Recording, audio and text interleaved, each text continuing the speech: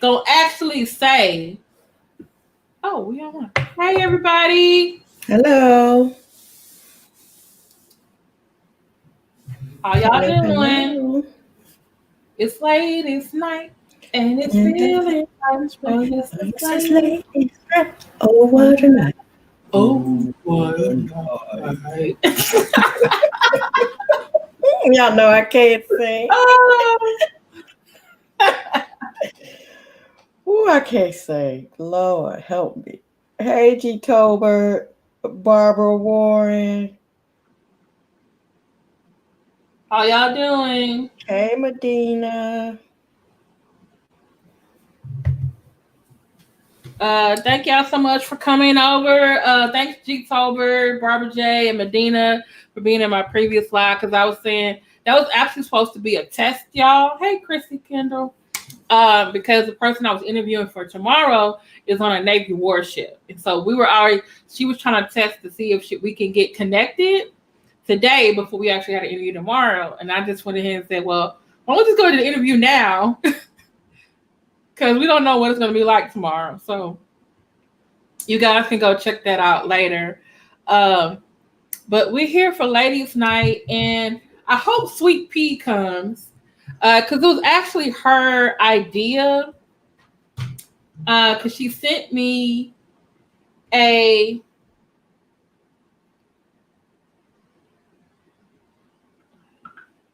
sorry, this is Ken just texted me from the chat. Medina got jokes. And thank you, Medina, for your support yesterday. I didn't get a chance to say that to you.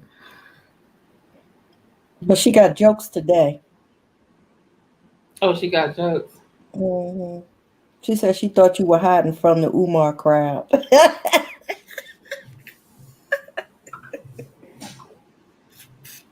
You didn't think that was funny, Kim. Yes, I did. You just don't want to laugh. Yeah. Oh. Hey, Miss Okay. Hey, Miss MW50. Thank you for your support NW50. yesterday. Thank you, G. Ooh. Tolbert. Okay. Medina got a smart mouth. You know She that, don't you? do. She She do. be bothered. She like really, she be trolling us. She's talking mad trash. We ought to duct tape her ass in Las Vegas. Mm-hmm. Duct tape her to a chair. Okay, I'm going to go to our 18 group page because there's something that's Sweet Pea had posted, and I got to find it, that was the whole reason for our topic today was looking at warning signs in relationships and red flags. And sometimes it'll take friends Shit. to tell us, hey, that person's not good for you. I know I've been in some places where okay,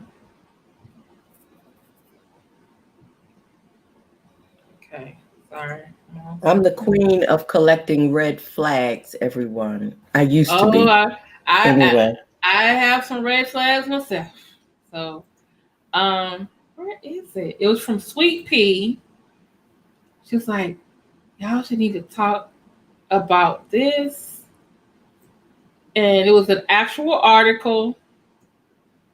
And I saw all the red flags. All the red flags. Okay, while I'm finding this, Roxanne, why don't you tell them about one of your red flag moments, if you don't mind sharing? Child, everybody told me this dude was no good. Everybody. And I was just kicking the red flags, kicking them away, kicking them away, kicking them away, kicking them away. And then, oh God, there were so many red flags. The lying. Mm. But then being able to manipulate me into believing a lie wasn't a lie when a lie was a lie. It just is what it is. My perception, and narcissists are really good at spinning the story. But this particular person was not smarter than I was. And I really wasn't able to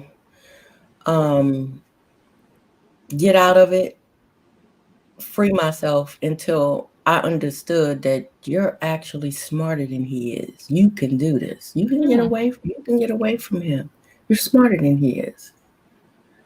And when I realized that, I was able to get away. But there were, other women calling, showing up at the house. Oh, wow. Fighting each other. Other women fighting each other at my house. It was a hot mess. Oh, my goodness. Yeah, so when I say I have, Lord, I've had a lot of lessons to learn. If you've done it, if you name it, I've probably done it.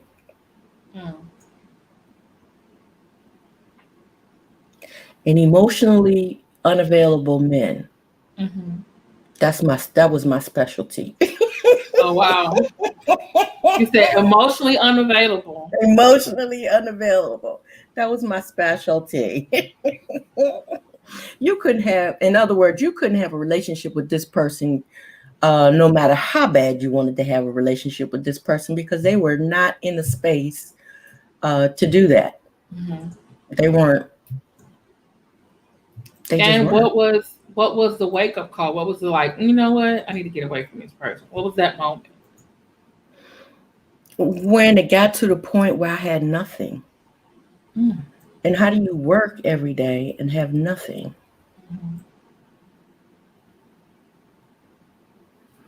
And I'm like, no, I can have nothing all by myself.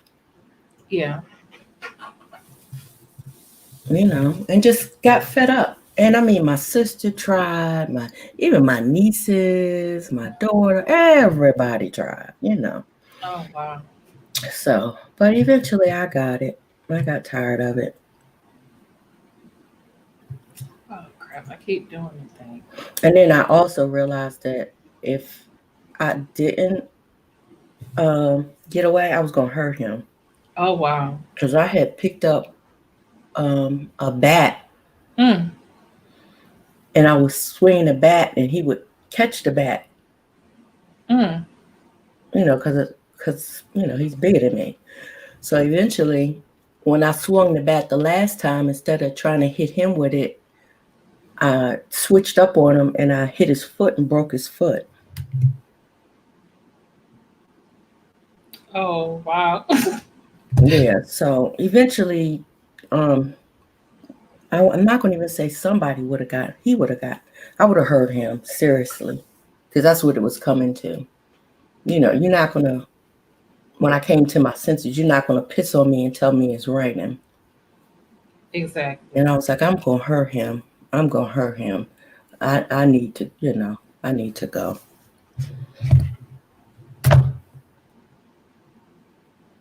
Hey, Sweet Pea's here. Hey, Sweet Pea. Okay. So I'm trying to make sure I'm looking at my. Okay. Gotta make sure y'all can see this, because I was trying to get it so please hit the like button. Wait, one person already thumbs it down? Okay. Love you too. Thank you for the like. All right. So this is hey, Sweet Pea. I'm glad you can make it. I didn't even tell you, Kim. I got 2 whole thumbs down. I'm a real YouTuber now. Oh, you a real YouTuber. Yes, girl, you have done it. I was so excited. And while I'm we're talking about your channel. Let me post this in the chat so that I can remind people. Or can you do it, Roxanne? Can you please post your YouTube channel in the... No, Kim, I can't, because every time I try, it comes up with the user. But I clicked on it, I was able to subscribe. When using that user link? Yeah. Okay. I'll post it. Okay. Okay. You all listen to chat. Y'all were able to still subscribe to Roxanne that way, right?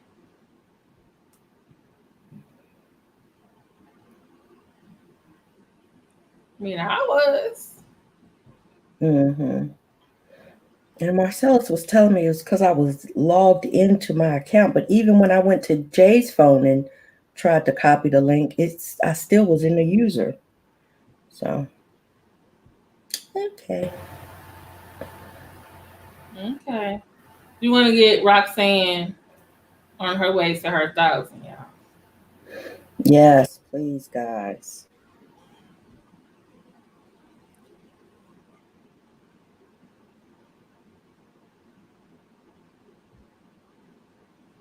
You got it, or do you want to do it? I got it. Okay. Okay. And a little bit later, I'm going to put in the link for the new giveaway. Okay. January's winner has been emailed, and now we're getting ready for February's winner. Okay. So this was from Sweet Pea. I hope you guys can see it in the middle. She said, check this out. I think we should use this for ladies' night. So it says, and the girl wants to be anonymous. So I've met this guy online, and he resides in Africa right now, and has been since we started talking back in March of 2020. He definitely pursued me, and I eventually started to give in to him. He's been the sweetest ever, even when I give him a hard time about my personal insecurities. He reassures me and tries his best to understand how I feel. He's been working hard to make his own money for his plane ticket here to the U.S., and I want to help him as well. Now, he's never asked me for money for help with his ticket. I just want to help. Now, here's the thing, gets a little sticky for me. I asked him if he could live with his uncle when he gets here, and he can stay with me on my off days. He said okay at first. But when we recently discussed it again, he said that him and his uncle's relationship wasn't the best. So last time he was here in the U.S., he went to stay with a friend and was back and forth between his friend and uncle's place. He wants to move in me and date me while we live together. I didn't know that was possible. But I have 2 small babies, which he knows about, and is happy to be with them as well. My question is, do I give him a room in my house, or should I tell him he can't live here with me and my kids and make him figure out that part on his own? Roxanne, you want to go first? Well, first of all, I don't suggest anybody, and this may sound bad, but I don't suggest anybody date Africans or anybody that's out of the country that wants to come here. I don't think that's a good idea, because you don't really know what their intentions are. Mm-hmm.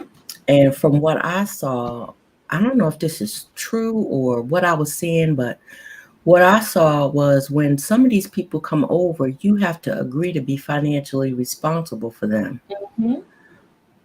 I'm not signing up for that, and I don't suggest anybody sign up for that at all. Mm-hmm. Because I'm just not going to be financially responsible for anybody but me. I wouldn't do that. And I definitely wouldn't move in a stranger with my children. That I did not. Mm-hmm. In the times that I was single, that was not, no. Okay.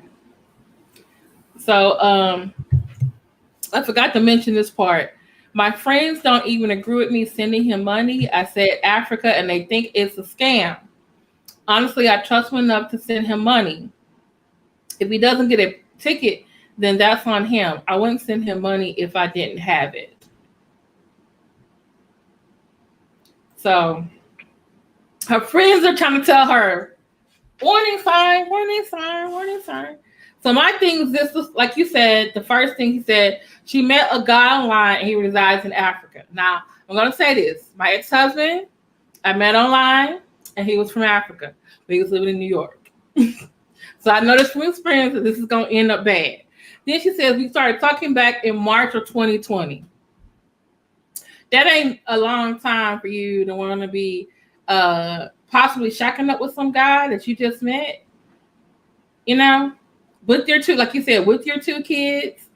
And then she said, he's been working hard to make his own money for his plane ticket. But she said, he's never asked me for money, but I just want to help. See, that's what people who are doing romance scams and also narcissists do. They do this thing called love bombing. They're nice, they're sweet. And like she said, he knows all my insecurities. That's probably not a good thing because now he can use those insecurities against you. And narcissists will do that, just that. And so, she's not sending him money. She says, but if he needs it, she's willing to send it to him. Hey, must be logic. Yeah, she knows nothing about this man. Yeah, video, a green card, visa, and then talking about and him and his uncle don't get along at first. Really? Which is code for probably he won't get a job to help his uncle out with the bills. Yeah, that's what that's code for. Or maybe his uncle is just fine, but he don't want to follow the rules. He don't want to follow whatever, you know. Right. So which means he's not going to do what? He's not going to follow the rules in your home. He's fine with you and your two children. And I'm like, how old are these children, man? As if the children need to be fine with his ass. Exactly. And my thing is this: we all been in the COVID since March. Stay at home, stay. There's nobody in the United States because everybody virtual now. So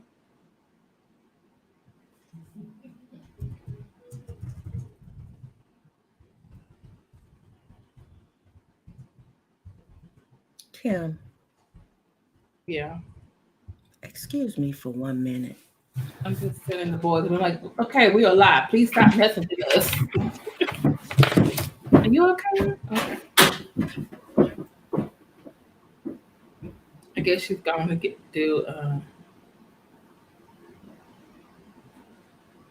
So what do you guys say? Anybody want me to drop the link? Hello, Kim? Yeah, I'm here. Okay. Anybody want me to drop the link? I was hearing Jay in there laughing. I thought he was in there laughing at us. Oh, what was he laughing at? Something he's watching on YouTube. Oh. And I was going to kick him off. Because he's so child, he listens to my conversations and then get in the conversation. That's what Marcus, Tanika's husband, does. When she comes and listens to us, he pretends that he's not listening, but he is. Well, Jay don't care. He started talking to the person I'm talking to on the phone. I'm like, but damn. Oh, nosy self. Okay, I just dropped the StreamYard link. I need somebody to come up, give their opinion.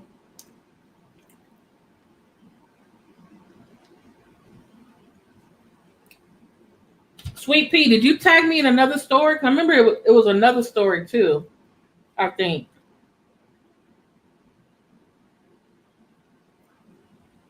I want to say there was another story you tagged me in.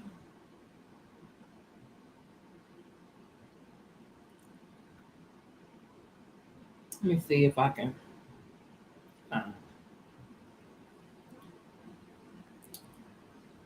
Ladies, is there a delay? Are y'all not coming over here? Coming up here?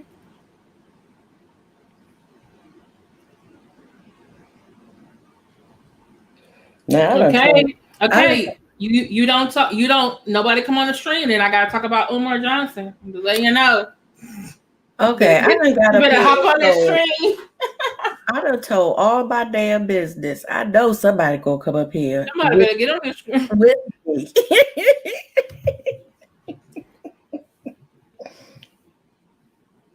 All right, someone already sent me a video of him in a graveyard. We can watch that. Please, y'all no. Please no. Please no.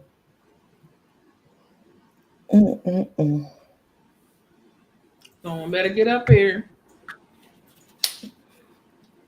I think she sent me another one. Well, you ain't tell us your story, Kim. No, I did. I said I was. Oh, I guess I didn't tell you everything. You ain't give us no juicy details. So basically, like, it was after the death of my mom, and I was grieving, not really thinking straight. My family was not very, I guess, helpful to me in my grieving process. Because they were grieving? I know that now because they were grieving. Then again, I always felt like my family wasn't like the affectionate type people, you know? Mm-hmm. I tried to reach out to my aunt, and I realized now, like, hey, she was grieving her sister, so I get it now. Mm-hmm. I turned to the church, became a Catholic. Then started going online, being in little chat rooms. It was in, like, I think the BBW chat room, and that's where I remember my husband, ex-husband. And then we started just emailing each other, calling each other. And then next thing you know, and I think also because I was looking for a family and he had one here. His father worked for the Nigerian at the what do you call it, United Nations. Mm-hmm. He worked for the Nigerian, I guess, consulate or embassy. And so he was here on a, what do you call it? Diplomatic visa. Which means he could do anything to you. Which basically means as long as his dad was working in the country, he could be here. But that means his dad was about to be recalled back to Nigeria, which meant he had to go. But his brother and sister were here on, I believe, student or work visas. So the same thing like happened to her. That's why I was reading this. I was like, no, red flags. But I've been there. When you're grieving, you those red flags don't mean you're not really paying attention to them. And at age 24, I was getting married. But then all of a sudden, he started making comments about, when I went to visit him, it was like he didn't really want to show me affection. Like, you know, like, hey, I'm visiting you. Do you not like me? Then he started making comments about me, what I was eating. And then I finally realized, and then guess what? On one of the visits, got married. During spring break, didn't tell my family until I got back.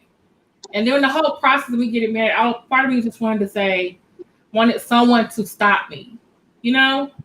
But there was nobody around me, because it was New York, to stop me. And so and then I kind of like sunk into a depression even more. The things he used to say on the phone, he wasn't saying anymore. So it was like, okay, you got what you want. You need me to help you get this green card. And now you have a wife to help you, you know. Even thought about giving him another chance. His sister had died. But it still, you know, it still wasn't the same. And that part of me also, when I finally told him that I was going to get a divorce, it was like he was just resigned. Okay, but I was like, wow, I thought you loved me. Now you're gonna fight for me? Wow, guess you really don't. Um, then I think some of the weight started lifting off uh, of the whole experience, and I think I realized later on that the red flags and warning signs were there, but I didn't pay attention to it. And I think something that Kev on stage had said, he said, when you're looking at these things through rose-colored glasses, all the red flags just look like flags. You know, they just look like flags. Yes, but do you notice how they will figure out what your weakness is, Mm-hmm. and then they will fulfill that weakness. Narcissists will fulfill that weakness, and then when they're ready to manipulate you, they use that against you by either taking it away. Mm-hmm. Yeah. And I actually had some one guy asked me, well, when are you going to lose some weight? I said, I'm not. I said, because I love me just the way I am. But I'm going to lose your ass. That'll be 200 pounds that I get rid of. I couldn't believe it because I'm thick, child, but I am fine. Okay? Let's not get it twisted. I look good. Especially for 51. So anyway, now that guy was after I started recognizing red flags when I saw them. You know what I'm saying? So I knew better than to listen to something like that. And y'all know me. I'm gonna eat what child. The best I can do is add exercise, but I'm gonna always eat what I want to eat. But I don't have any high blood pressure. Especially if there's a man in your house that can cook you 2 steaks. Exactly. The way you want. Exactly. I don't have any high blood pressure, no high sugar, no high cholesterol. Medina, you're gonna need to come. You're gonna need to give yourself a picture. When you click on the link, there's gonna be like 3 little dots. Yeah, y'all see Mad Torch Disease next to the microphone. It's gonna say edit. Edit avatar, and that's where you can upload a picture. Y'all see Mad Church Disease laughing because Mad Church Disease will say, Kim, why are you eating that this late at night? And Kim get all upset. But you know why he don't say that to me no more? Because I tell him to go to hell. Because I'm going to eat my ice cream at 2 o'clock in the morning. And that's why he laughing, y'all. Because I said I eat what I want to eat. You do. And he know it. Go to hell, Marcellus. Leave me alone, Marcellus. Hey, Barb Jerry. Hey. What's How up? How are you doing? I'm fine. I am fine. All I wanted to say was all those red flags were right there in the first paragraph. I had a good friend who met a guy from Africa, and she was like madly in love within 3 days. And it took a lot of praying and talking to her because she was convinced that she was going to marry this man and they were going to live happily ever after. And I kept telling her, that's a scam. And unbeknownst to me, she was sending him money.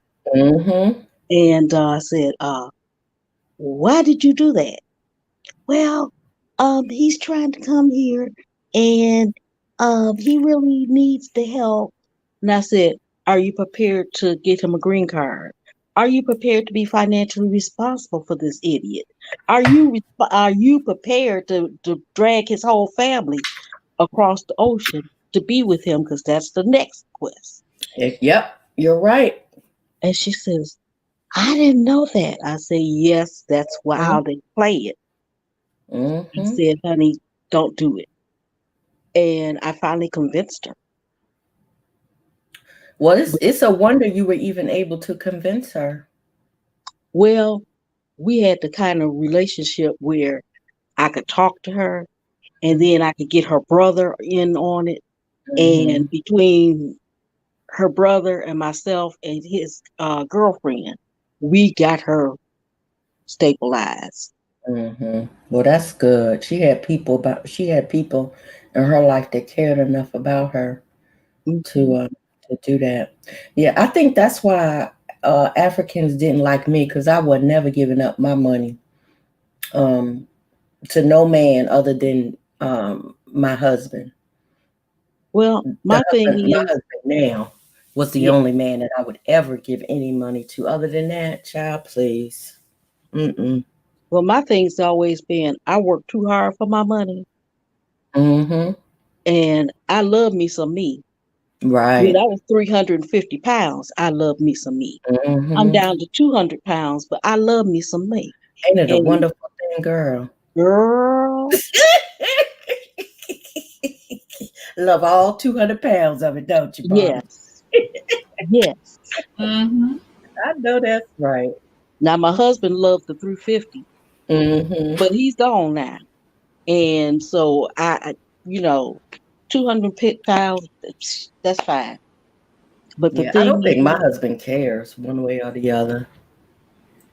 well, that's what my husband said. He said, I'm the one that's with you. Why should Right. anybody else be upset about how big they think you are? Because you're fine. And back in the day, I was fine. You still are, girl. I know, but I got the turkey neck now. But But let me tell you something, Barbara J. If you I keep didn't even telling your notice your turkey next time. didn't notice no neck either. But if you keep telling yourself that you fine, eventually, girl, when you look in that mirror, you will be fine. I have convinced myself. Mm-hmm. exactly. I mean, bald headed, big, big girl, fine. That's me. Mm-hmm. Yes, you are, Barbara J. Yeah. Exactly. Exactly. But that's what I wanted to say. You all have a good rest of the chat. You don't want to stay up here with us for the next letter? Go right ahead. Okay, so let's get I'll, to the.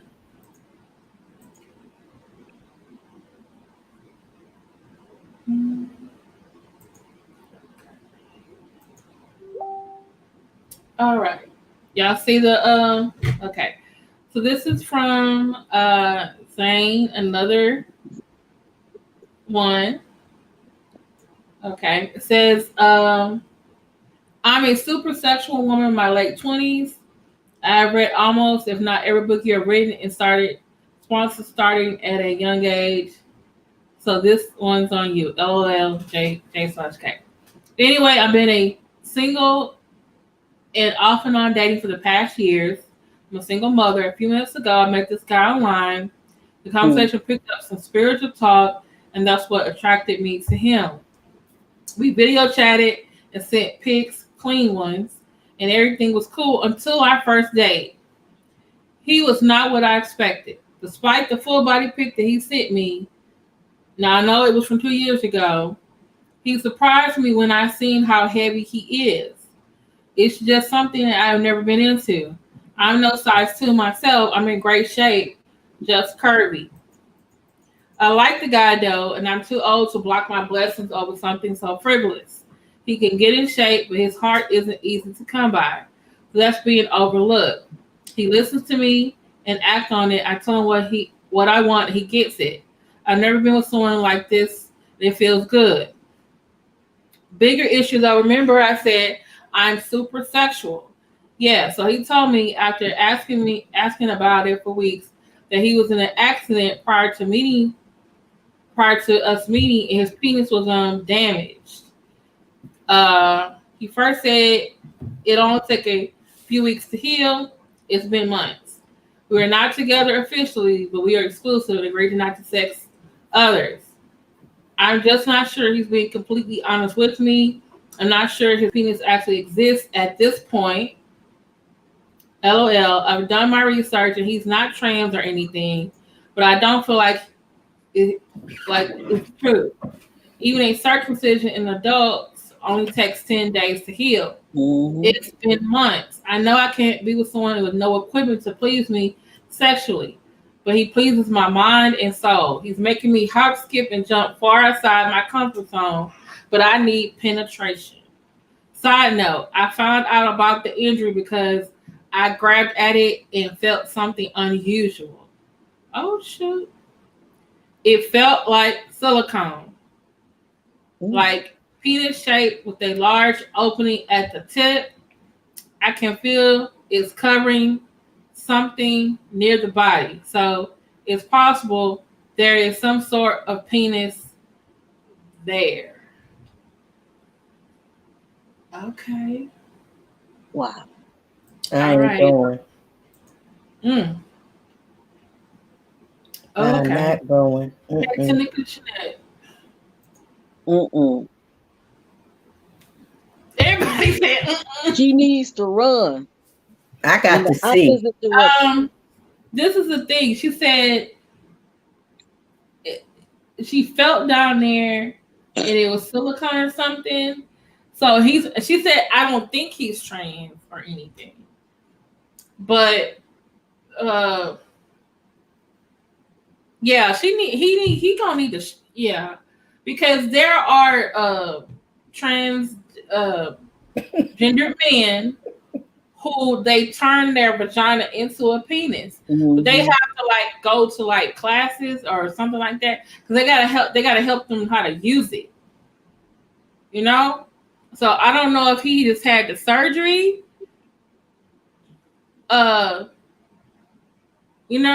Or like you said, he had an accident and it injured his penis and he can't use it.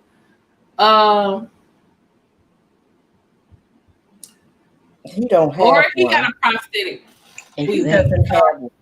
Yeah, that's what I'm thinking. I'm wondering about that too. That's a girl with the strap on. That's a girl, yeah. Mm-hmm. And my thing would be, well, either you show it to me today or we're done. I'm not going to waste another day. Drop them pants and let me see. Exactly. Broke or what? Even if you have a feel like he's a liar. Yeah. What'd you say, Medina? I feel that he's a liar because if a person can't accept themselves, then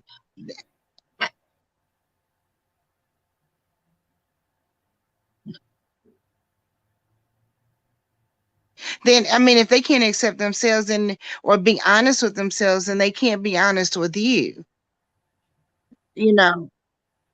Agreed. Absolutely. Let it go. And if you're a sexual person, you can get toys and different stuff, and I'm an advocate of that. But it's no reason to enter into this type of entanglement when you already know what it is. That's right. Especially when you're not ready for anything like that. Mm-hmm. That's a bit much, especially being at 20-some years old. Well, even at 51, Right, Barbara. Yeah, I can't do the toy thing. And maybe because I don't have to. Now. Maybe because I don't have to. But your husbands get older, things don't work like they're supposed to. And I guess when that time comes, I'll be more willing to try it. But at this point, it's just not my thing. But at 20-some years old, going into a relationship, not like that. I'm 65 and I'll question it. Barbara. Okay, so I know at 65 I'm gonna be the same way. Go ahead, Barbara. Well, I wanted to also make a quick. I wanted to make a quick comment about the letter before, and I just want people to know that I'm half African myself, and I've dated Africans. My father's from Uganda, and what I have to say to that is, if they're not over here, then don't take on that responsibility. They can be shysters, and I have dated them before myself. But you can find an African over here. Well, the letter before that was the African, or no, Kim, your African was already here, right? Yeah, Kim's African was here, but I'm saying the letter that was before that about the person that was dating someone over in Africa. Mm-hmm. Have you dated Africans, Medina? Oh, yes, my father's from Uganda, Africa. So I've dated Africans all my life. I've even dealt with people that were overseas and said, I'm going to be over there. I'm an engineer over here. I'm like, click them. I ghost them and I'm done. What do you think That's an extra hassle. What do you think the difference is between African men and American men? Oh, just the entire culture. Can somebody do something with the feedback? Like, I'm getting confused. I don't know whether it's me. Yeah, it's you. We don't have feedback. Go out and come back. I have feedback. Is it me? Yeah, because we don't hear any. Okay. Barbara, do you hear any feedback? No. Yeah, go out and come back in, Medina. Okay, I'll join back in, but I'll let you all know it's really fundamental. Okay. Well, I want to hear the rest of it, so please come back. Mad Church Disease, you are acting a fool in this chat. Why don't you bring your ass on up here and join us? Your crazy self. Just a nut. Okay, is that better? Oh, yes, it's much better. So, as far as the differences between Africans here and overseas, yes. Okay. I guess kind of. MCD, what am I doing wrong? Or what am echo cancellations on? Automatically adjust mic. And maybe I should put on my headphones. Oh, yeah. That's what it is.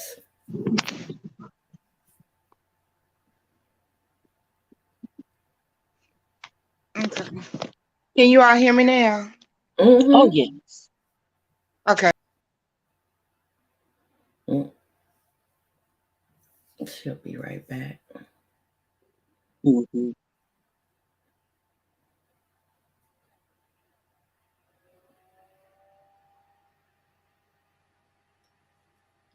Let me see your transcripts. Are you back yet? She done left us, Lord. I hope she ain't talking to herself somewhere in far, far, far away place. In the fifth dimension? Right. Okay. Thinking we listening to her. She just talking. We don't know Tanika. She done disappeared.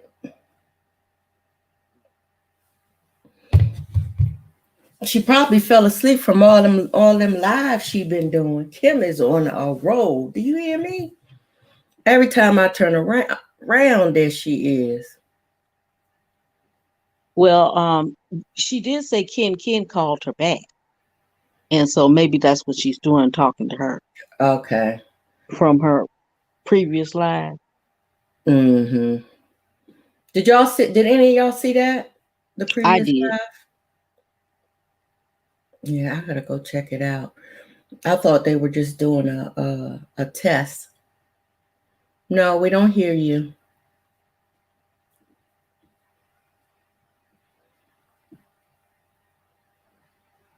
We can't drop the link. Kim has to drop the link.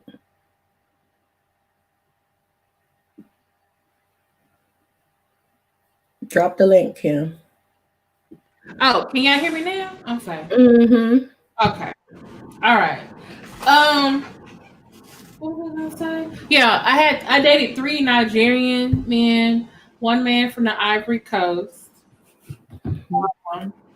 But then my aunt told me this before she got dementia. She's like, you can't date nobody from Africa. That's it. Done. And so my best friend said, you can date someone else from Africa, but they can't be from Nigeria. And I was like, okay, deal. And I say no Africans, period, for you. Yeah. Now, Medina is about to tell us the difference between African men and American men. Mm-hmm. And so far, we know it's the culture. But go ahead, Medina. Okay, so first of all, as you all know, my father's from Uganda, Africa. So he's been over here since he was 20-something years old. He's 70-something now. But in Africa, they don't date. They meet someone, they like, they're okay with each other, they get along, they have common goals and objectives, and then they decide to get married. So love does not figure into that.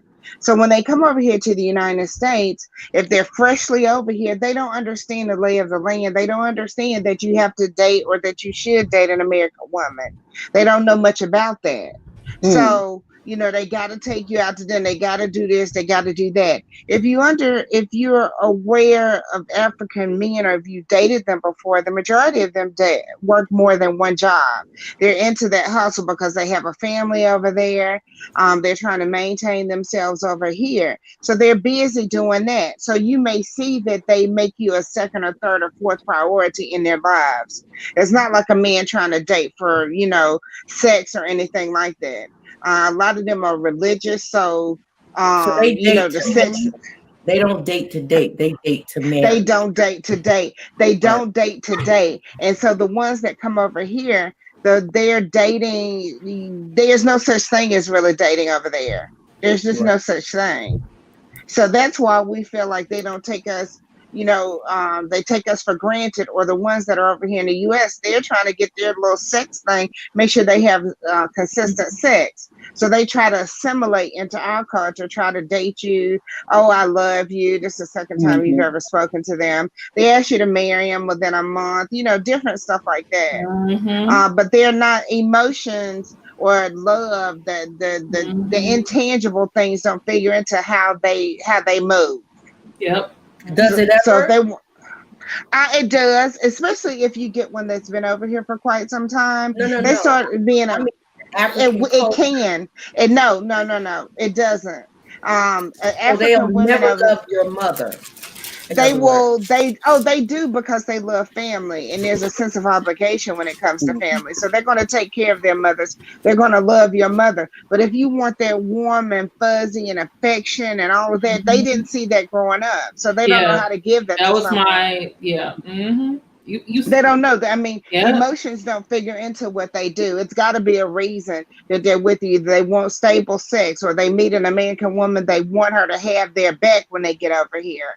So they're going to do whatever they can to keep you happy and to try to, like I said, fit into our culture. So you can tell the ones that are fresh off the boat, as they say, and the ones that have been over here for 5-10 years, they've been broken down. They act more like an American man. But one thing I do have to say about my brothers is that they will take care of you. Number one, they're all about that family. They're all about that being that man in your life. So if you need something, they're going to do their best to get it for you. Yeah, but don't try to get them emotionally, because that doesn't figure into their love relationships or anything like that. It doesn't. Wow. Yep. Yeah. She telling the truth, because that was my ex-husband. Yeah. They didn't grow up seeing affection, so they don't know how to be affectionate. So you have to teach them. I've had some that were freshly over here, and their behavior was just much different than the others that I had dated. Because I've dated men from lots of different places: Senegal, Sierra Leone, Ivory Coast, Ghana, Nigeria, Egyptians. Okay. Wow. Yeah. You dated anyone from the Caribbean, Medina?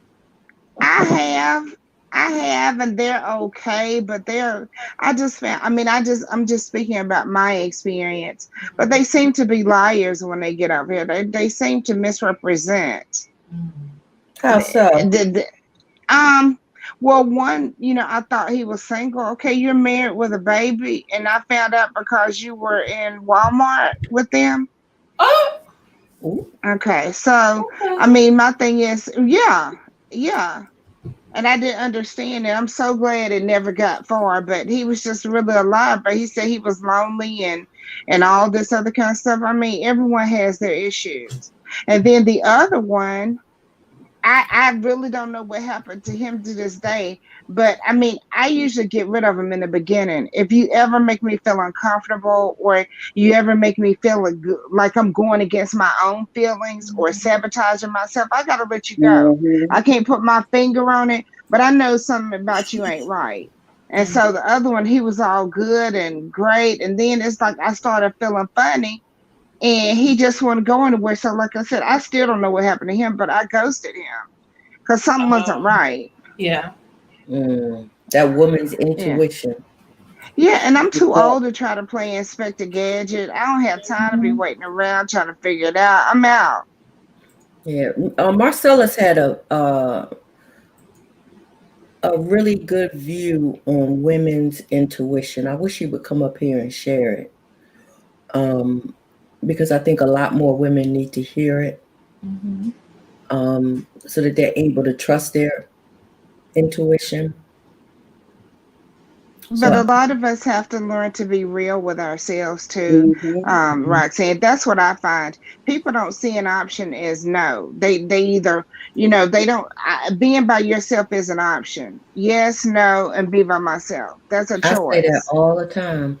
And being by yourself does not mean, and I think me and Barbara J agree on this, we Mm-hmm. will never, if my husband is to go before me, I will never remarry again. Mm-hmm. I just won't do it because I feel like once you've had the best and you've done that, you're satisfied. It's like That's it. eating a really good meal. You're just satisfied, you're happy, and you Mm-hmm. can be happy. You can be by yourself and still have a full life. I believe that. And I'm I living just the best of it. lost my fiance, so I feel that. But I feel like I'm too young to close up shop. I've been engaged several times, but I've never married, and that's something I want to do. But if I don't, it's not going to make a difference to me. I just want to be happy. Hmm. Exactly. Exactly. And I think that's what most of us want, just to be happy.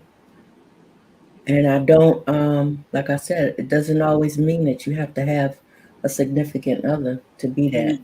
I really don't believe, and I have someone, and I don't believe that. I So, agree. I agree. Because when they're gone, um, yeah, you miss them at first, but then you start thinking, it's been a while now. He's gone and I'm still not dating. So maybe I'm better off by myself. hmm Because like Oh, I thank you said, so much. And I Free worked Logic. Thank you, I thank you, worked thank all you. those years, on a relationship.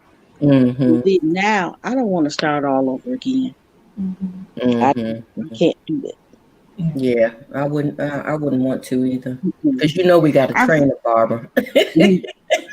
Yeah, but what I find is that you, when that person appears, we can all say that and have that in our minds where we're done. But if that person appears and they kind of fit into your life and don't disrupt your life, or you have to go out of your comfort zone a whole lot, there's room Oh, for that thank in your life. You may you. not marry them, Thank but you that so could be much. just Appreciate that. a Appreciate the friend, love. or just that could be someone that what is it called, what's the word I'm looking for, company. That Right. could just be company, so not so much dating, but if y'all on the same page and stuff, I mean, you'll probably be open to that. Maybe, maybe, but I don't know. I don't Mm. know. Before we get to Marcellus, let's do one more letter. Is that okay, Marcellus? I was trying to see, is this the line you call if you have a broken dick? I think that somebody else was talking, and I was just calling to check. So, no, Marcellus, I want you to tell the women what you said about their intuition, because I thought that was very thoughtful and helpful to me. Okay, well, I'll follow the host. The host says she got another letter, but shout out to Loud 2013 and to the other person. Oh God, Unc must be logic. Yeah, what is it? Say it again. Unc must be logic. Unc must be logic. That must be one of the anti-fraud warriors. Okay, well, thank you so much. Appreciate all y'all help. Okay, go ahead, thank Kim. You. All right, so this is okay. So it says, okay, me and this dude, we've been on and off for 10 years now, and we recently decided to give us another try. We stay in the Panhandle, he in one city, and I'm in another, but only 30 minutes from each other. So he's been saying that he wants to see me and spend time with me, but I think his excuses is getting suspicious to me. First, I told him my house will be ready to move in this weekend. If it makes it better for him, he can go ahead and move in with me. He declined, saying too many things keeping him from moving in with me, like child support and et cetera, which don't even make sense to me. So I just left it alone. So I'm currently at a relative house. So my house is ready to move in, which is this weekend. And he says he lives with his sister. He's been saying he wants to spend time with me. So I offered to get a hotel in the city where we both can meet at and spend a day with each other. And that's when the problem comes in. First, he says he don't have gas and has to watch his sister's kids, and I have to go to the park now. We all grown. So me suggesting the hotel, I'm trying to get something too. So I told him I'm not fucking him in no park. I even offered to pay for the hotel, but he said he has no gas and giving every excuse in the book. So I asked why he don't have gas, and he said because he drives to Panama City for work, which is 1 hour away. And I said that should be a reason you should always have gas. So I was like, okay, that's fine. We can wait till the weekend when I'm moving my house. And he can just come over. This man said no and got mad at me, talking about we can go to the park. And the park is big now. I'm sitting here like, what the fuck? Because if you want to spend time with me, why are you declining everything I say or try to reason with you? I'm trying to rob you. You don't want the hotel, nor do you want to go to my house. I'm trying to figure out what the issue is here. I think he has another woman who he is living with, and he's using her car, because I don't understand how he can't agree on nothing I suggest. And when I bring it up, he gets mad. But my suspicion is telling me different. What do you think? Unemotionally unavailable. That used to be my specialty. Sounds like he needs a place to stay. Unavailable. Sounds like he wants a place to stay. And don't want to pay so he want to skip through all that. Yeah, he wants to skip past all that other stuff and just start couch dating so he can move in. No, but I don't think he even wants to move in, because she said every time she says, oh, come over to my house, he's like, oh, I don't have no gas. But he can meet her at the park. He wants money and he wants to be able to move in. That's what it sounds like to me. That ain't his sister. That's his woman. Sound like to me. That's her car. And she's probably looking at the mileage too. That's the number one. That's the woman. Number two, he's cheap. Mm-hmm. Number three, he has alternative motives. Mm-hmm. Because he wants to meet her in a park. What you gonna do in the park? Nothing. Robber. Not with me. I wish I would. Unless I wanted to. It just kills me. Us as women, we don't understand that. We have other alternatives. And so instead of just accepting anything, go wait for a better person. Mm-hmm. You don't have to settle. Right. No, Tanika, it does have to do with everything, because if he has child support, what he's saying is, if I move in with you, I can't help you pay bills. Mm-hmm. Right. That's it code doesn't for me to take you out and keep my gas tank full. Pay me for me to come see you. He doesn't have gas, which means he can't sneak out tonight. Okay. Right. Mm-hmm. He can't sneak out ever. Mm-hmm. You can't go to the hotel. You can't go to her house. But obviously the park must be the closest route to his house. So that if she checks the mileage, yeah, I guess. And he can't spend the night out either. No. I mean, he's got a curfew. Brown Sugar Baby, I do see you. You're here.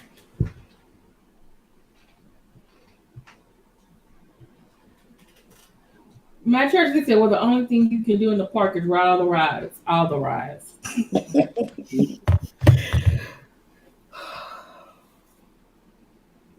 I said Jay walked 3 miles.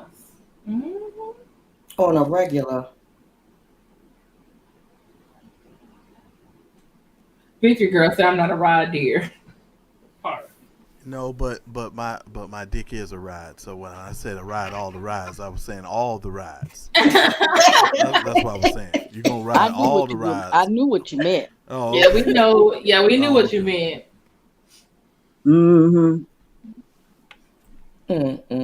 So we all say the thing. He got enough. My thing is about these women who wrote to Zane. It was like, y'all really wrote to Zane? Yeah, because and didn't ask nobody else. Probably I guess they probably thought she was gonna say something different than what these women's girlfriends or sisters. Well, Zane is like the worst person to ask anyway. I don't care for her at all as like a person. I didn't even know Zane was a woman until like a black woman last year from the DMV. She lives in the DMV anyway, and she's divorced. As nasty as she is, she's divorced. That don't even make sense. Oh well. She got a hell of an imagination. Wait a minute, Loud 23, you did what? Read it slow, Kim, and read it. Yeah, I'm gonna have to read it slow again. Okay.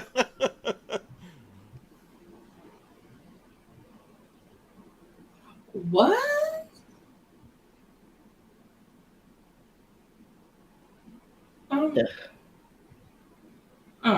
That's a lot. Yeah. That's a lot. Law 2013. When did you find out he had a wife? When he died at the funeral? Did the wife get tired of taking care of him? Is Kimberly taking this class for real? Hell yeah, I'm taking this goddamn class. Shit, because that's a lot. My cousin, her husband died, and his girlfriend showed up to the wedding. Drove up to the funeral. Father and the God. There was a fight at the funeral. What had happened? Who died? My cousin, my late cousin Vanessa. My aunt's daughter. Her husband died. She going to the funeral. The girlfriend wanted to come to the funeral. And I think the shirt and tie that her husband had on, the girlfriend bought it.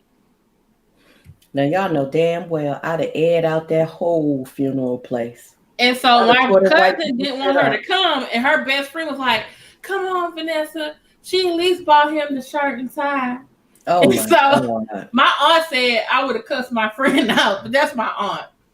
But even at the that's most. I think at the wake, was it the wake or the funeral? They had a fight at the funeral because I had to work. I went to the wake. They had a fight at the funeral. I would have tore them white people shit up. Do you hear me? I said I was going down there with a baseball bat to my late fiance's funeral because I knew his ex-wife was stripping. So I was ready. I was gonna wear flats and take my baseball bat. Oh shit! Damn, Medina. And my son is 6'5", 240. We were gonna be ready. You didn't know, right? Medina a thug, y'all. Medina ain't going yet. Nothing. I don't have time for it. They already know. Why ever get in a fight though? All I have to say is whatever kind of funerals y'all going to, they need to charge ticket prices and have somebody collecting stuff at the door, because with this kind of stuff, I mean, y'all taking baseball bats. This is better than Saturday Night Fights. I ain't never been to. Oh yeah, my other cousin, he Not died. ever. He was married, right? He was married, but he left his wife to go back with his old, I guess, girlfriend he was with for years, and he was like a stepdad to her children. He dies. We at the funeral. Basically, his wannabe stepchildren like made the funeral long and dramatic and hollering and stuff, and they wanted to beat up his wife at the funeral. Right. And I'm just I'm like, telling you. I couldn't be I'm that telling lucky you, to be people- able to watch something like that. I never agree with fighting at funerals or in cemeteries, and I've seen it several times. But some people make you know that you're going to have to. They ask for the business, so you have to get the people what they want. So I made sure everyone knew what I was going to get, what I was going to do. Excuse me, Medina. How the hell are you gonna say they asked for the business, so you got to give them what they want, and then be proper at the same damn time? Easily. I'm explaining it to you. I'm explaining to you what happens, how it happens. I never thought I'd be in that position to truly understand how it goes down, but I now see. Easily. what you say? I even bought a brand new bat, the metal one, not the wooden one. I even bought a brand new one. Yeah, because the wooden one is kind of heavy, isn't it? Right. That's why I couldn't get that digger Medina. That's why I couldn't get him. But I tricked him to that foot. It was all over with. It's a fight and the wife pushed the chick in the ground. I have witnessed that. See, why can't I go to a funeral like that? I was at a funeral and the wife and girlfriend got into a fight, and the wife pushed the chick in the grave and told her to come there. I was officiating at the funeral, and next thing I knew, the chick was over in the hole, and I'm going, well, what happened? What did I miss? Because I had been praying, and I opened my eyes and someone's hollered, "She's in the hole." I'm like, oh my God. How she get in there? The girl pushed over in there. Wait a minute. Y'all done moved too fast. First thing she said, she was praying. So she was talking to the Lord, and while she was talking to the Lord, the girlfriend was getting pushed over in the hole by the wife. somebody put the woman in the hole. Yes. Lord. Said, you love her so much? There you are. She gave me. Oh, Lord Jesus. Okay, Loud to 2013 though. When did you find? I think I missed that. When did you find out he had a wife? And Mother No Love, aren't you a deacon? You was gonna beat up the baby mama? But when you supposed to be praying, and next thing you know, you end up in a hole, that let me know you ain't got no prayer life. It wasn't me in the hole. I know it wasn't you. I'm talking about the other lady. Whoever that other lady was, she should have had her eyes closed, and she should have been talking to God. She ain't got no prayer life. She ended up in a hole. And Marcellus, I came from North Carolina also, so some of the best fights I've ever seen have been at cemeteries and in churches up in North Carolina. They gets down. Oh yeah, okay. I know. They gets down. There are two places. Go to one in North Carolina. No, there are two places amongst Christian and church people that you will enjoy to fight. That's at the good old church meeting and at a good funeral. I have seen some folk get their butt beat right up in the sanctuary in a church meeting. So it can happen. They'd be mad at me because I would be videotaping every bit of it. Hey, Roxanne, when you see someone in the first row start taking off their earrings and the pastor still talking, you already know. You already know. That's it. When they start taking those earrings off and say, "Hold my purse," you already know. It's about to go down. And what make it so bad, I come from a family of fools, but they ain't never even done that. Good gracious. Okay, live 2013. You still didn't answer my question. How did you find out, sis? Y'all need to drop the link because I need to know this whole story. Oh, I can't wait. Me and my cousins are deacons. It was her husband's funeral. I was ready. Had a whole crew ready. Dang, She had them sitting all in between everywhere. So when the shit went down, they come from everywhere. But wait a minute. But what I'll tell you is I've gotten older. Here's what I've discovered about black people and their funerals. When it comes to black people and funerals, that's when all the secrets come out. Mm-hmm. And I'm finding that out more and more as I get older. Like, people are finding out they got children that folk never knew they had, whole families that they didn't even know existed. And you know, I mean, this is when black people really get told on. You know, Uncle Willie, you don't even know Uncle Willie had a whole nother family on the other side of town. And so when he dies and the other family show up at the funeral, but they sitting in the back and not sitting with the other family, I mean, it can be a whole mess. I mean, you know, black people in funerals, just in general, honestly, they should charge ticket prices. I'm serious. It's well worth it. They'll make good money because I've seen a lot go down at funerals. Sure. It is what it is. Yeah. It's... Okay, I see live 23. She's gonna drop that bomb on us, and we can't even get no more details. I know, because you want to take that class, but she explained it to you. She said he got cancer after she left him and went back to the person that she was with, and he ended up getting cancer and dying. So she found out that he got cancer and he died. So she had to find out. And she probably found out, you know how folks find stuff out through the grapevine.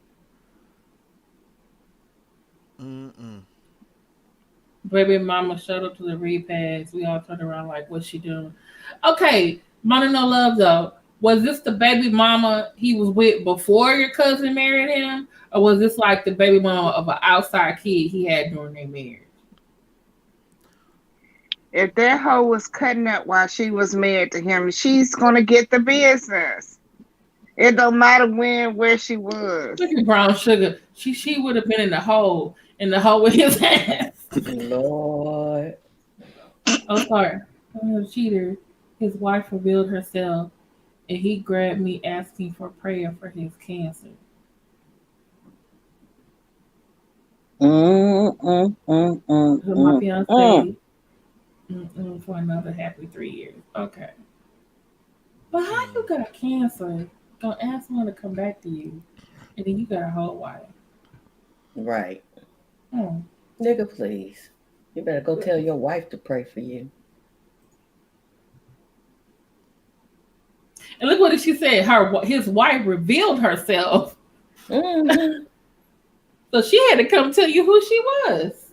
Because this dude was hiding. Wait, what am I saying? One of the crew changed into her sneakers when the chick walked in. Did I say we were ready? Oh my Lord. I know. Okay, I already know right now. If I ever get in a fight, I'm calling Money No Love and I'm calling Medina. Well, chances are that dude who died of cancer, he probably knew he was dying, and he was probably trying to avoid telling her because he knew it was going to add stress to the situation. Not saying that that's an excuse or whatever, but he you know when you have cancer. I mean, he probably knew he had cancer and he was dying and pulling some old stunts and carrying on. But, you know, I'm sorry to hear that, because if you've ever watched anybody die from cancer, that's just a horrible way to go. It is. Okay. Are we going to have to pause the show because some of y'all can't go press the like button? It's 3840 y'all in here. Got 27 likes. Are y'all so enthralled with the stories? Here's what you got to do, ladies and gentlemen. Please hit the X if you're typing in the live chat button. Hit the X, go out, and hit the like button. That will allow you to come back in, and you can hit like and also remain in the conversation. Do it now. We'd really appreciate it. Thank you so much. Thank you. Live 2013 said I was not impressed or sympathetic. Tanika Chanel, you need to stop. Marcellus, I need to go to a funeral with you. Oh no, you don't. Oh no, you don't. Cause we'll fall over into the hole, but it because we laughing. Cause I'll have you cracking up. Cause I tell you, when I'm in church or I'm at a funeral, I'm cracking up. Cause people is something else. I can't. I'm the same way. You have to. I wouldn't be able to sit next to Marcellus, and I wouldn't be able to sit next to my friend in church. Oh, I'm sitting next to Marcellus. Oh, but listen, Roxanne, if you go, you better make sure everybody knows exactly who you are, because there's many ass whooping that's been had for mistaken identity. The last funeral I went to, I ain't worried about that, Medina. I got hands. that wasn't family. See, my thing is, I don't like ghetto. That's my problem. And when you go to a lot of black people's funerals, they're just ghetto. And I just want to be honest about that. When you got to get up to give you a little 3-minute or 2-minute talk, you know how they tell you everybody gets 2 minutes. You know, I don't want you to get up and tell me that the person in the casket, you gonna miss them because they used to give you your tampons. Like stuff like that just drives me crazy. And I like to get up and just be like, I'm out. And my family will tell you stuff like that. I will yell out in the service, I need you to sit down. I need you to sit down immediately, because that is just ridiculous. And that's just not something that I should know. That's ghetto. That's really ghetto. And I don't like that kind of stuff. Okay. I could have told it to my cousin who read that little crazy ass poem at her stepdaddy funeral. From some, let me say this about Marcellus. Marcellus is, when Marcellus gets pissed, that is the funniest shit ever. And when Marcellus gets pissed over some ghetto shit, it's like times 10 even funnier. Roxanne, I keep telling you to stop being so happy about that. You're too excited. I got so bored a couple months ago, I started to start an argument just so he could cuss me the fuck out. Because he is hilarious when he gets pissed. Hilarious. You know, thank you so much, Mira. Thank you so much. Hey, Marcellus. Mm-hmm. I went to a funeral in Walkertown, North Carolina. Oh, I've been there. I know you have. Mm-hmm. And the fight started because somebody was going through, it was the viewing and somebody spit in the casket. Wow. What? Wow. Well, there was a fight almost started at my cousin's funeral because somebody kept taking a bunch of pictures. Because I don't know what it is about black people and going to funerals. You show up with a Polaroid camera and think you're supposed to be just taking photo after photo. That's just ghetto shit. I don't understand why black people do that. Okay, one photo I'll give you. Bitch, you got a Polaroid camera? Like, what is this? Like, a Polaroid? I didn't even know they still made these motherfuckers. A Polaroid? They do selfies now, though. They do selfies now. With the casket? With the dead person? Yes. I have seen it. Lord. Yes. Now, you getting fucked up in my family. I'm here to tell you.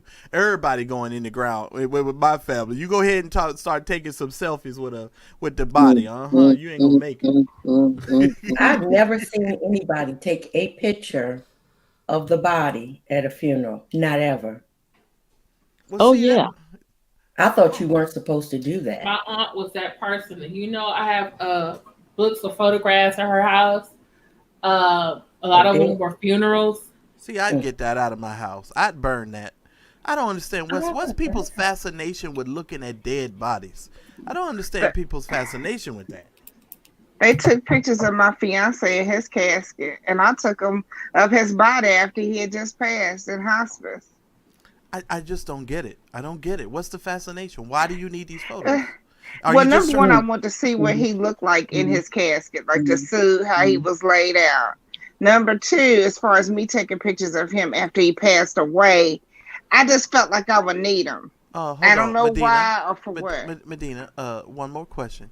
You said you wanted to see how he was laid out. He was dead. So what else was you expecting? I want to see his suit, the shirt, the tie. Make sure they had his wedding ring on, his hair, all that was done. So I wasn't there. Now, I'm not trying to be funny, but if his outfit wasn't right, will you go ask him for a do-over? Ain't nothing you can do if the outfit wasn't right and the ring wasn't on. Let me tell you this. His sister and one of his brothers I did not like were just bragging about what a good job this guy had done picking out the suit and stuff. And I want to make sure, I want to see that it was everything they touted it to be and not country as hell like their normal style is. Okay, I got And it was great. It was great. Okay. Roxanne, you want to address that? Address what? Craig Beats. Women who start arguments on purpose are the worst. Shaking my head. How's that funny? She was That's for big. me. She was being Craig funny. Beats. Marcellus is like a brother to me. And you would have to be there to get it, Mm-hmm. to understand. But those of us who know Marcellus personally get it. Yeah. Have a good day. God bless you. Thank you for coming. Now, women's intuition. That's why I came up here, ladies. The one I think there are two gifts that they're really three gifts that God has really given you guys that are specific to you all, and that really nobody else in the earth has what you guys have as far as intuition.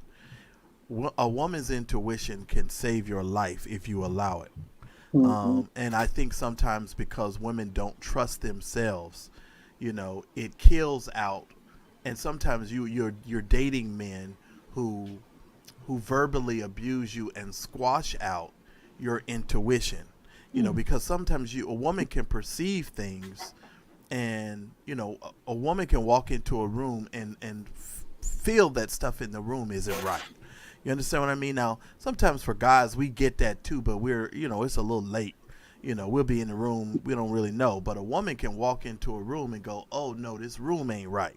Mm-hmm. And, because there's a vibration that you guys have that I think is God-given, and I think that you have to trust it. And I honestly trust the women in my family. I trust you guys' intuition. I really do. And so it's just important when you're dating someone and you're getting a feeling, sometimes I don't understand how so many people will leap over their own intuition and in spite their better judgment will make a decision about somebody just because they like a person, or or they really genuinely are just lonely. Let's just be honest. Sometimes you can just forego all of the knowledge that you have just because you're tired of being by yourself. And so you will, just for the sake of company, go past your own intuition. But intuition is something that is God-given. It is earth-given. It is something that you can feel that men cannot feel. And I rely on women to use that intuition when we walk into places and spaces. It might seem, especially if I know a woman is spiritual, I might lean over and ask you, hey, what are you feeling? And you may not understand it right away, but I'll ask you. I'll say, hey, what are you feeling? Are you feeling any uneasiness, unnerved? Are you unnerved in the room? Anything you feeling? Because women can pick up on stuff, especially when you're being cheated on. Now we gonna lie. Now I'm just gonna be honest about it. I mean, if you're gonna cheat, you're gonna lie. Ain't no man gonna be like, yeah, I was over there at Bertha's house. Ain't nobody gonna sign up for that class. But you have to trust your intuition. And if you trust your intuition, 9 times out of 10, it's not going to lead you wrong. But I know some bad women, though. When I say I know some bad women, I know some women that will cheat and really don't even care if they get caught. You understand what I'm saying? I know some women that will cheat, and these some bad women. I got stories, and Roxanne and them know I got a million and one stories. But there's some bad women out there who will cheat on their dude, don't even care. They'll invite you over to the house with the dude at the house. Know they fooling around with you, don't even care. And will invite you right in. He be sitting at the table with you, hey, and it's an uncomfortable situation. But, there are women who are scandalous like that. I'm just saying. There are women out there. It's a dangerous life. I love my life too much for that. A man could never cheat like a woman. Y'all always get caught. Throw yourselves, put yourselves out there. I don't get it. Yeah. Well, every single time. Yeah. Well, me, I'm the kind of person if I'm tired, Well, here's where I get myself into trouble. This is where personally, because I get bored very easily, and that's just me.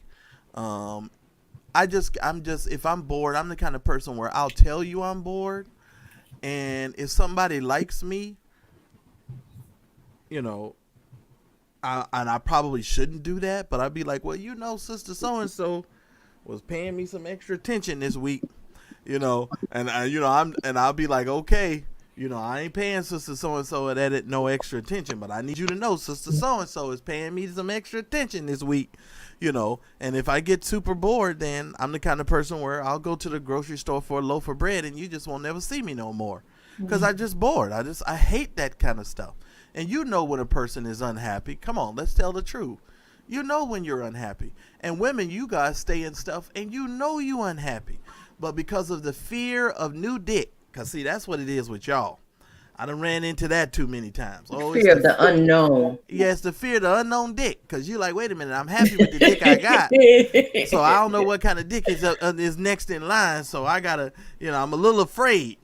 So we got to. Some of us don't want to put a lot of notches up there either. Every new body on the list, no. Mm-hmm. Yeah, which is true. Yeah, that's true. That's well, Lord knows I'm way past that. So, but I think security, lack of, not knowing financially if you can do it alone. I think, especially when you have children. It makes a difference. Everybody should have a side business. If you black in America, you should not be depending on one source of income, period. We need to get out of that. I don't care if you know how to bake cookies or pies. Every weekend, when them white ladies go to the farmer's market, you need to set up a tent and be right there with your sweet potato pies and all your stuff to sell. I'm serious. Because these white people, they bring out their little cookies and their little breads and stuff and selling it. And I'm like, I know this ain't got no seasoning. And ain't no black person there. You understand what I'm saying? You guys you make good breads, you make good cookies, you make good pies. Go to the farmer's market. You put the white ladies out of business. I ain't mean no harm, but it's just the truth. Because if we show up, everybody want what we got. They asking you for the recipe. You understand what I'm saying? Black women have power, and you have an intuition and a feeling that I'm sorry that I just feel like the rest of these folks just don't have. Black women have that vibration. Mm-hmm. I love and trust that vibration. That vibration to me got us out of slavery. Mm-hmm. If I'm gonna tell the truth, if that vibration got us out of slavery. So if you understand that and you trust that, it'll bless your life. It really will. It'll save your life, because I know my life has been saved because of it. But it is what it is. But I mean, it's good to always have an anti-fraud warrior somewhere close by too. Now that's some valuable information. Who can protect you? I'm just saying. Who can protect us? Y'all just need. I think I'm gonna have to put a bell on Kim, so every time she press the go live button, it'll sound the bell, so I'll know Kim going live. When I see Kim is going live, I run over there. You know when I go live, right? Oh man! Every time she goes on there, I run so I don't miss anything.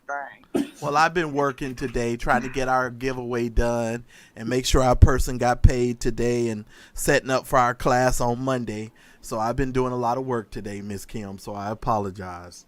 But no problem. It was actually supposed to be a test, but since she was on, it was Ken. Since she was on a ship, we were having so many issues with technical problems. I was like, well, why don't we do the interview now instead of waiting until tomorrow, because it could be worse tomorrow. So. So you finished the interview? Mm-hmm. All right, I'll have to go back and watch it then. Yeah, I need to watch it too. You can probably skip over the first 50 minutes, because it was just me talking to the people in the chat, and then we showed Umar Johnson brave hopping. So wait a minute, brown sugar baby. Wait a minute. My sister's been married for 15 years. She's cheated for 15 years. She lies, and he believes her. What? I'm going to tell you one thing. He don't believe her. No, listen to me carefully. Brown sugar baby, when that nigga find out she been cheating for them 15 years, you better make sure somebody at the house I'm telling you that right now. If she's been cheating for the whole 15 years, and when he find out, somebody better be at that house, because if nobody's at that house, y'all gonna be on one of them episodes of that thing I be seeing on TV on the Wii channel and all that other stuff. Snapped. What's it called? Snap. Yes, Now, now. yeah. He ain't gonna do nothing. He I ain't gonna believe do he nothing. knows. Okay, Medina. He ain't gonna Okay, do nothing. that's You the think he dude. knows, Okay. Medina?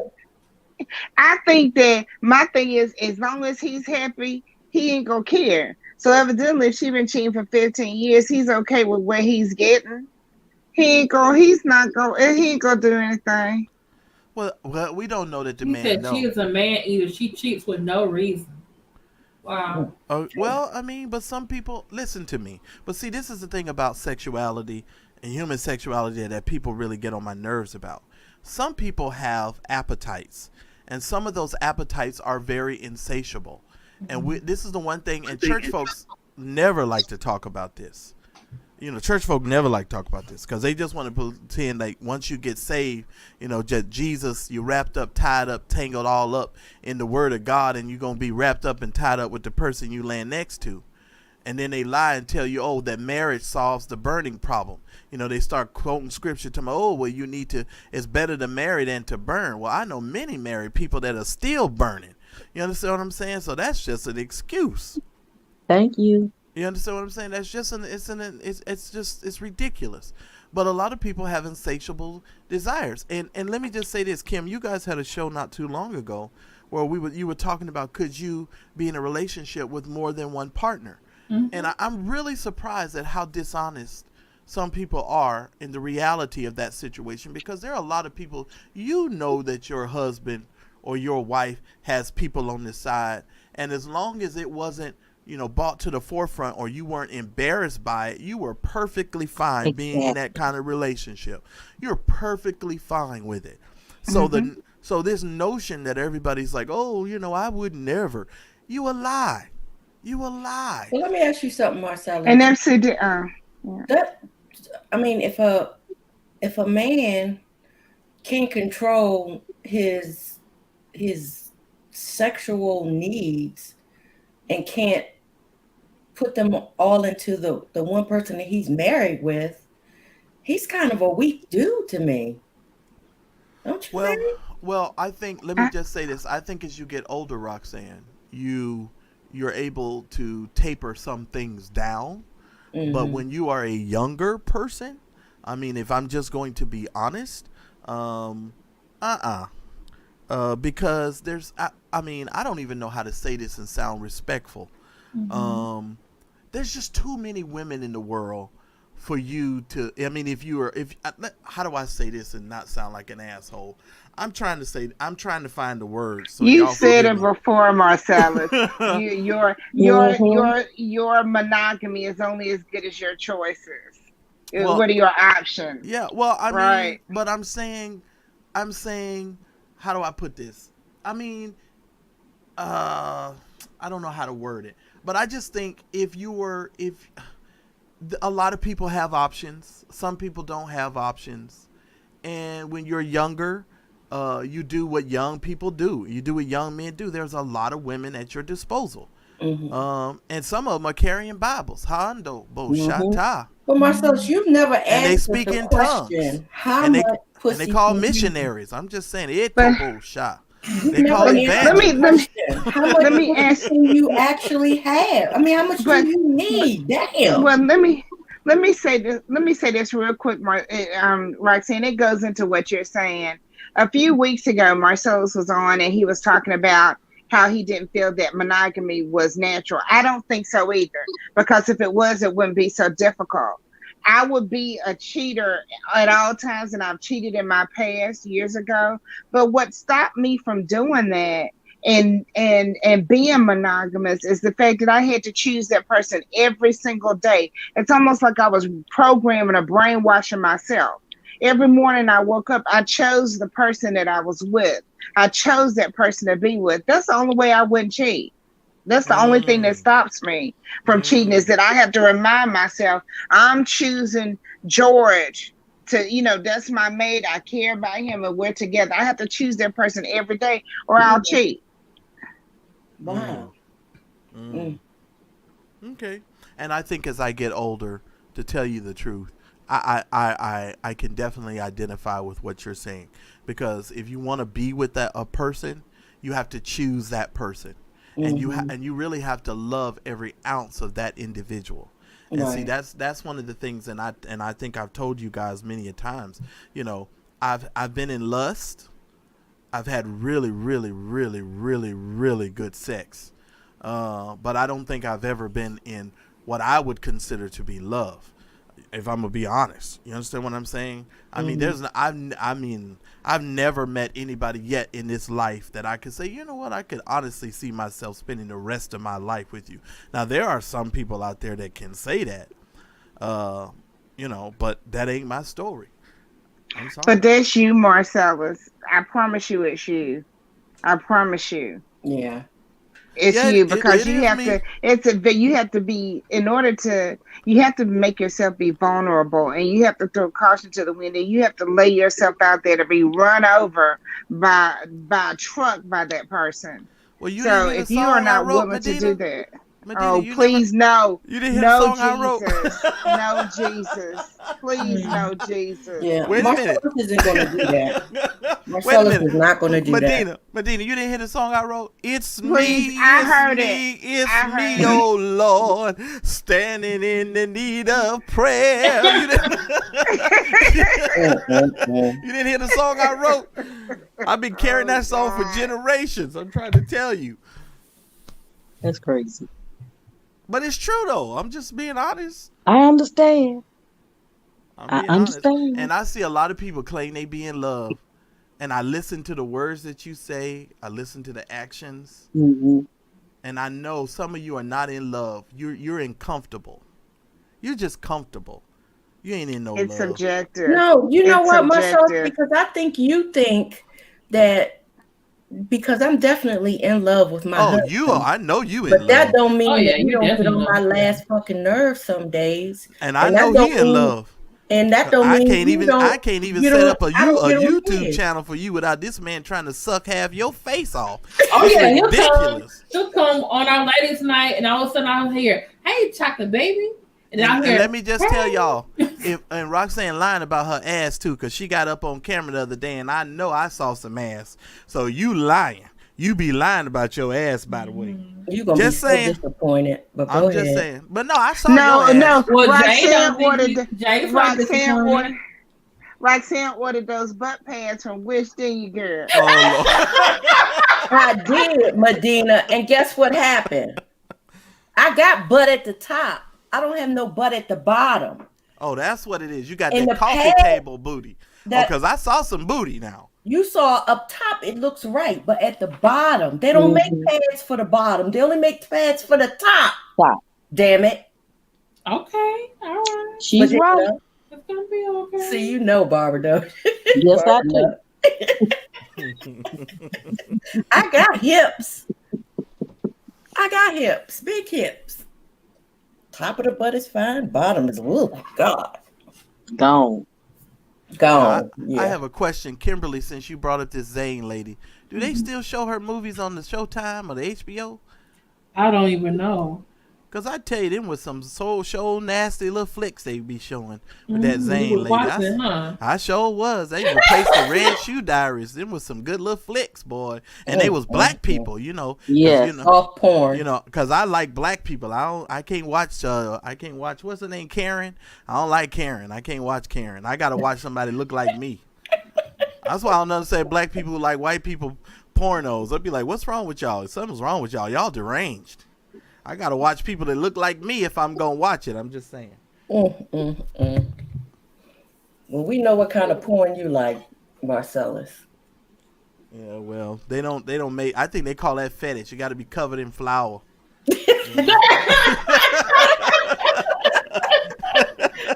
I wish I could just understand what this flour thing was all about. We're not going there. Flour?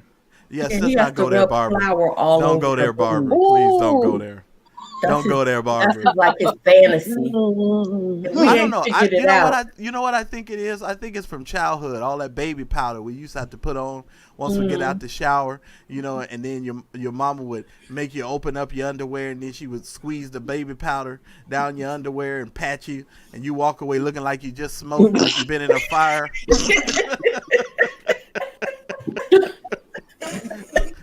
That must be what it was, I think. Oh Lord. That's right, Daryl. Self-rising flour. Good God. No, but I'm gonna tell you guys a game for my for New Year's Eve. You guys must get this game. I'm serious. Now, I didn't have plans on drinking at all. Period.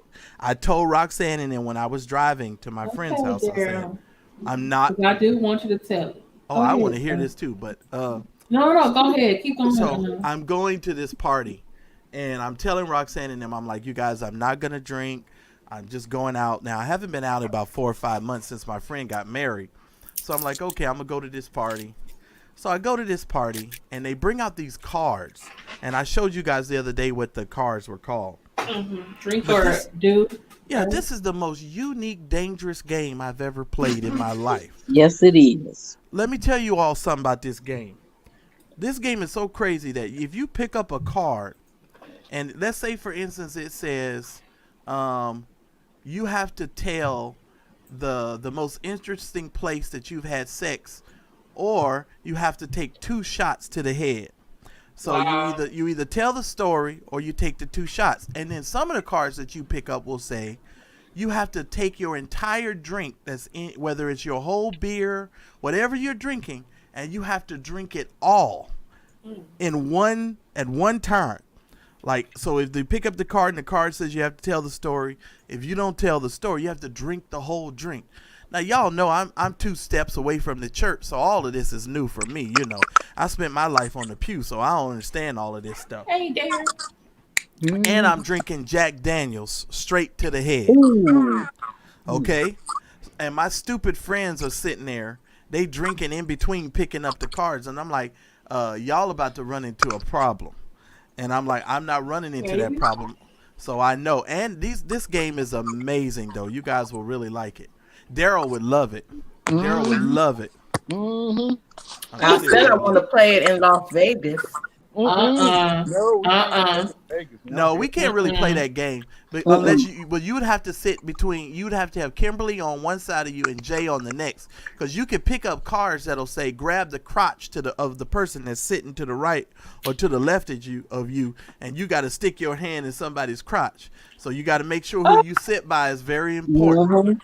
And that motorboating thing, Roxanne, did you find out what that was? Nope. Oh God! Are you kidding me? No, Jay told her what it was. Roxanne. He said it's some sexual thing. That's all he said. But he didn't show you how to do it. Oh God! Because if you have to motorboat Kimberly, you know how to do it. Roxanne, you going to sleep. Because I keep trying to tell Kimberly her bosom is Abraham's bosom. That's what they were talking about in the Bible. Because Kimberly got all that extra. You shut up, Daryl. Y'all so nasty. Daryl is crazy. What you got to tell us about Zane? You know I don't like her. She ain't nice. Oh, she's not nice at all. She's not a nice person at all. Thank you. You met this chick? Oh, I know her personally. I used to work at the high school that she graduated from. And let's just say she's the Larry Reed of the book world.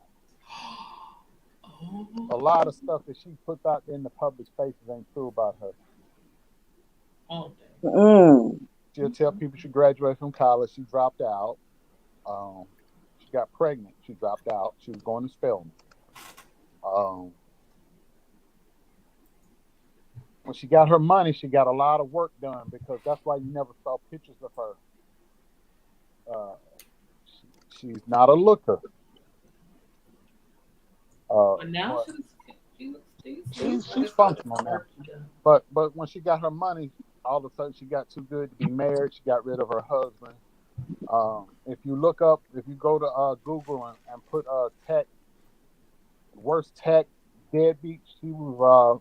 They took her house, one of her houses, and a lot of her property because at one time she owed almost $1 million in back taxes. Wow. Yeah, so she was making money but wasn't paying them taxes because her book published. She publishes her own book. She's Streetboard Books is her name spelled backwards. Roberts Which is her means last she's getting all the money. right. Mm-hmm. But she wasn't paying none of the taxes. She got the last Wow. disease.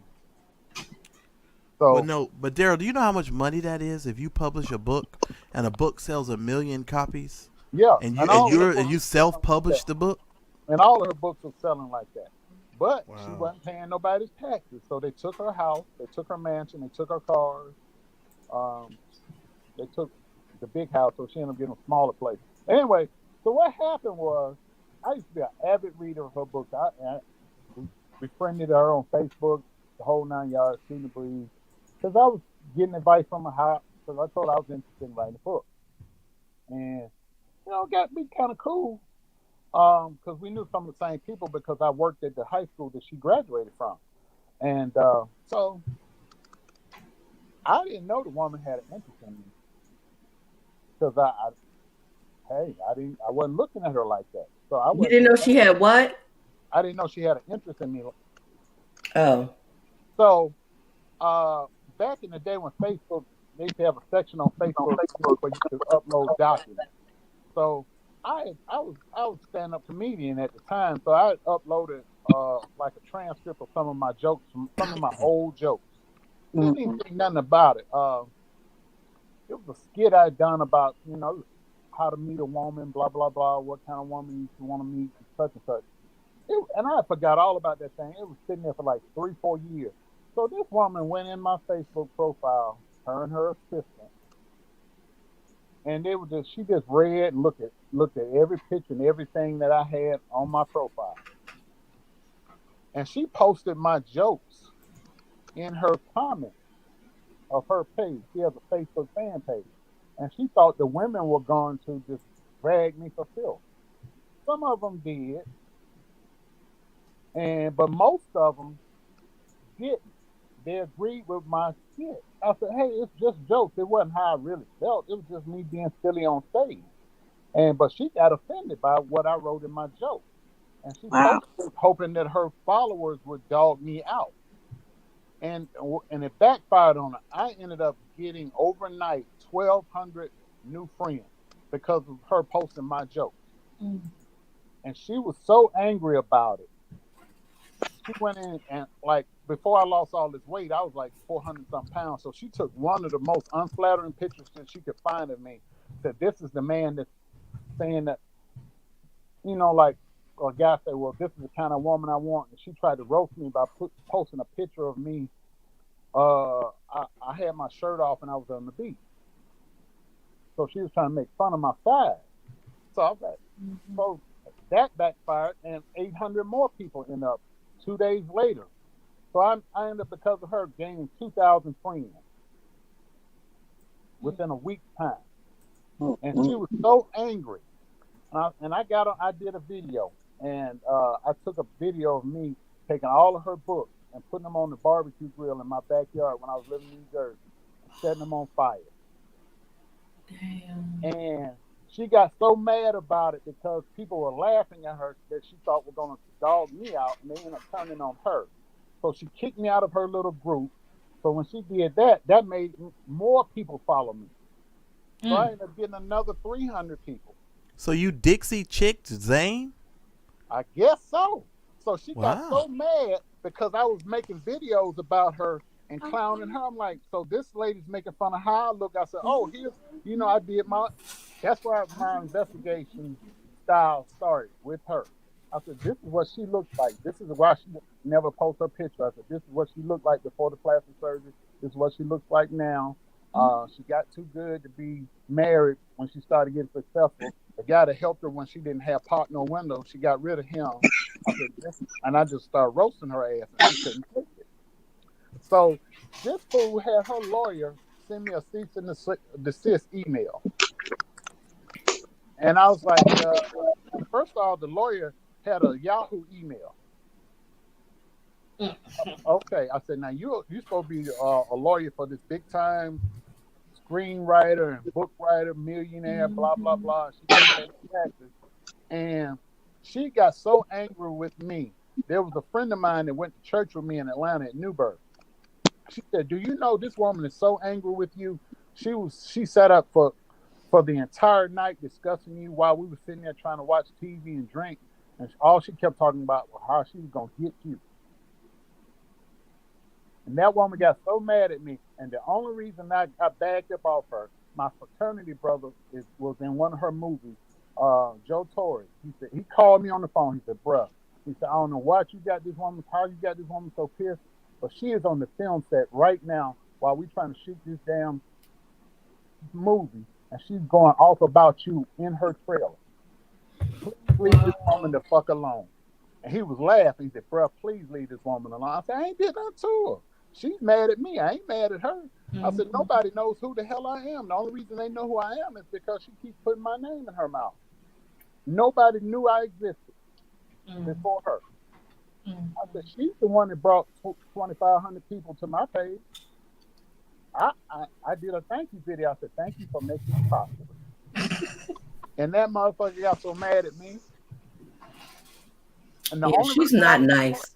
The only reason, she's very nasty. The only reason I left her alone and stopped dragging her was because Joe Torre asked me to leave her alone.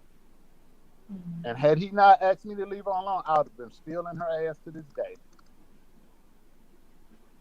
I heard her reply to somebody's letter that wrote her, and she was so rude and obnoxious to this person. It was so bad that I stopped reading her shit. Yes. Because she was so rude and obnoxious to this one lady. I was just pissed. I'm like, I'm not reading anything else that she writes or does. I had autographed copies of her book. I just burned them shits in the grill. I just put them on the barbecue grill. I said, this is what I think about you and your goddamn book. And I was smoking a cigar like I am now. You can't tell me nothing about Miss Roberts. All them lies she would tell. Oh, I graduated from college on. Really? Like William McRae. Yeah, you graduated high school. And she got her start. She used to work, had a little job like a customer service job. And she started writing books in her spare time. And she would share stuff on AOL, because they had like little chat groups. And, oh, wow.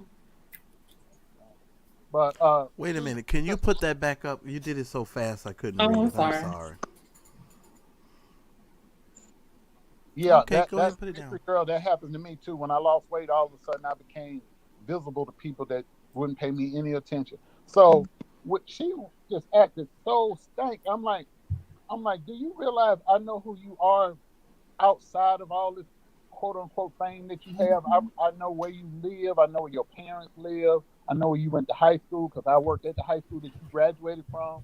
I know some of your classmates because her classmate was an assistant coach with me on the football team and the track team. I'm like, I know you. You're not who you're pretending to be. I know that you didn't finish college, but you out here lying, telling people. I said, somebody's going to catch you eventually. And they did. And she got mad because I brought it out. But you felt so led by the spirit, huh? Early on. The truth of the matter is, the more that you make people feel like that you're part of, that you're just like them, the more they'll appreciate you. I mean, she didn't have to lie about anything. This woman was successful. She wrote books and they took off like a shot. And then Showtime was doing her TV show. But when all of that fell off, she fell off all at one time. Everything that she did, it fell through the crack because she let it all go to her head. She mistreated people. She started dogging people. She laughed at this one lady. Yeah. She actually laughed at her. And I was done. I was done. Well, I think that comes from a place of insecurity, though. If I'm gonna be honest, very insecure. Yeah, it's an insecure coming from a place of insecurity. Yeah, well, wherever it comes from, what I don't like to see is people berated, talked about, made to feel less than. You don't have to make people feel like that. Make yourself look You better. sure don't. I mean, we're so welcoming over here. We even have our own non-binary holistic healer. Man. There you go. We have a Now Roxanne gonna get a third holistic healer. down. I'm just saying. Nice over here. We so nice over here. We give people Netflix account. We help them get $15 cheese. Y'all don't know what we be working with over here. Y'all don't know. Wine. We're a nice group of people over here. You are. God gonna bless us. We be letting people have gourmet wines and cheeses over here. $12 butter and $15. And the funny thing is, pies too. Y'all forgot the pies. Here's the thing. We know they watching and we know they like us, but they always be trying to act like they don't like us. Even though, because they know they done messed up and they mistreated us, and instead of them coming back and just apologizing and doing what's right, they want to stay in the bushes. No, you can come out because we know you watching, and I ain't gonna call your name tonight. I'm gonna say I ain't gonna call you tonight, but eventually I'm gonna call your name here in a minute because I know you watching and I know you listening, and you don't have to be off in the bushes by yourself, sitting on a tuffet. Eating your porridge away. I want you to understand. I'm gonna make it possible for you to come on back because you shouldn't have took your little nappy headed self over there with them fools know-how because you knew they wasn't gonna treat you right anyway. And we always treated you well and we was respectful to you. And then you done ran over there with all of them, itchy and scratchy people. And now you want to bring yourself on back over here. But I'm gonna leave you alone tonight. That's all I'm gonna say. But you got to get this ass whooping first. We're going to let you back over here, but we got to whoop your ass first. Yeah, you got to get your whooping. You just can't come back on the front porch and not get this switch put on them legs. You done put us through a lot. I ain't going to lie. Yep. Mm-hmm. We still love you. That ain't who we are. We might fuss and cut, but we still love you at the end of the day. Mm-hmm. But yeah, she was mean. Boy, I mean, when I tell you that woman, she was mean. My friend called me. She said, "What did you do to her?" I said, "I didn't do nothing." That's the thing. She said, "That's probably what it was. You didn't do nothing." I said, "Oh well." I just. I don't like mean people. I don't do mean people. I don't care how pretty you are. If you're mean, I don't want no parts of you in my life. Yeah, I don't do mean. Especially if you're mean, and especially if you're mean to somebody who you feel like is beneath you. The fact that you even feel like they're beneath you, I have a problem with that because nobody is beneath anybody.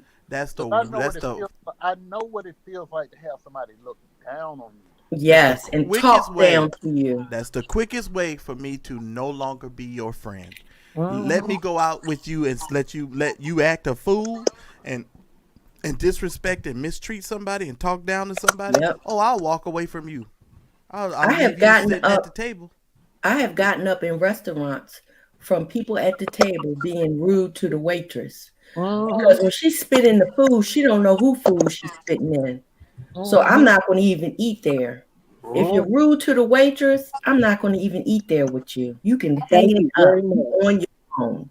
Now, when I was living in New York, and Zane found out I was in New York, but I moved from Atlanta to New York to further my acting career. And I had a job waiting tables. Oh, you're supposed to be an actor, but you wait tables. I said, I still got to eat, don't I? You say she found out she was in New York? Yeah. But so she was spying on you. So wait, hold on. I must investigate. I need to take a class here for a second. Daryl, by any chance, did you send her any photographs? No. Okay, all right. Okay, Daryl. Now, why was she following you then? Like I said, we were Facebook friends, and when I was approaching her, I was asking her stuff about writing. Oh, okay. Because at that time I was just breaking into script writing. I said, are there any classes that you would recommend I take? Anybody I could reach out to that will kind of give me pointers and tips, because I don't want to bombard you while you're working on your next book, blah, blah, blah, blah, blah. I kept it strictly professional. Right, but Hill Harper ran into the same problem you did, though, Daryl. You know, he was dating Sherry Shepherd. Y'all know who Hill Harper is, right? Yeah. He went to school with President Obama. Well, believe it or not, You guys can look it up. It's a ABC did a thing about black women being single, right? And they had this panel discussion, and she was on the panel, but Hill Harper was on this show, and he was talking about the fact that he was a waiter waiting tables, and Sherry Shepherd like treated him like crap, like treated him like garbage because he was a wait, you know, and they were dating or whatever. And she treated him real disrespectful. And now look, the tables have flipped. Look how much money this man is making, and look how much money she ain't making. You understand what I'm saying? So everything kind of flips and turns. And even when she was making money, she wasn't making as much money as he was making because he was on like 3 or 4 programs all at the same time. You know, and he's an author, he's a best-selling author. You know, so Ivy League educated. Yeah, it just goes to show you. But I couldn't believe when I was watching this. I said, how is it that this woman did not recognize that this man who is educated, who speaks well, how could she not see something? I don't know. It was like, to me, I'm thinking, what was she looking for? Even though he was waiting tables, her own self to notice greatness when it walks right up to her. Man, very interesting. I can tell you, a woman, no lie, told me to my face, here I am, college educated, working, acting, doing all that. Well, it ain't gonna work out between us because I like my men with a street edge, and you went to college, so it ain't gonna work. I'm like, okay, well, you take your ass down to the county jail. They letting them out every 30 minutes, and pick one out when he come out the door. So, since you like him with the street edge, there's plenty of them down there. I had the same thing. Yeah, Daryl, her name was Tiffany Harris, and I'm gonna put your name out here in the ether space. You was too nice, Marcella. Huh? That's what that heifer told me. So now we sitting at this restaurant, a good restaurant, ain't no cheap restaurant. I'm paying, and she gonna tell me, "Oh, you too nice." Yeah, I was told that too. That's what ridiculous. The hell does that mean? I started to leave her there with the entire bill. And but show her just how nice you were. Right, I was too nice, so I didn't do it. The girl told me that. So what you want me to do? Slap you around, call you a bitch or something? No, but you just too nice. I don't know if something jump out. If you protect me or not, I'm like, so what I gotta do a drive by to prove my love to you or something? I'm like, you get the fuck out of my face. Don't come back. That's a woman who doesn't recognize her real man. Right. A real man doesn't have to be a thug. I'm like, I don't want to spend my adult life in and out of the penitentiary. I went to school.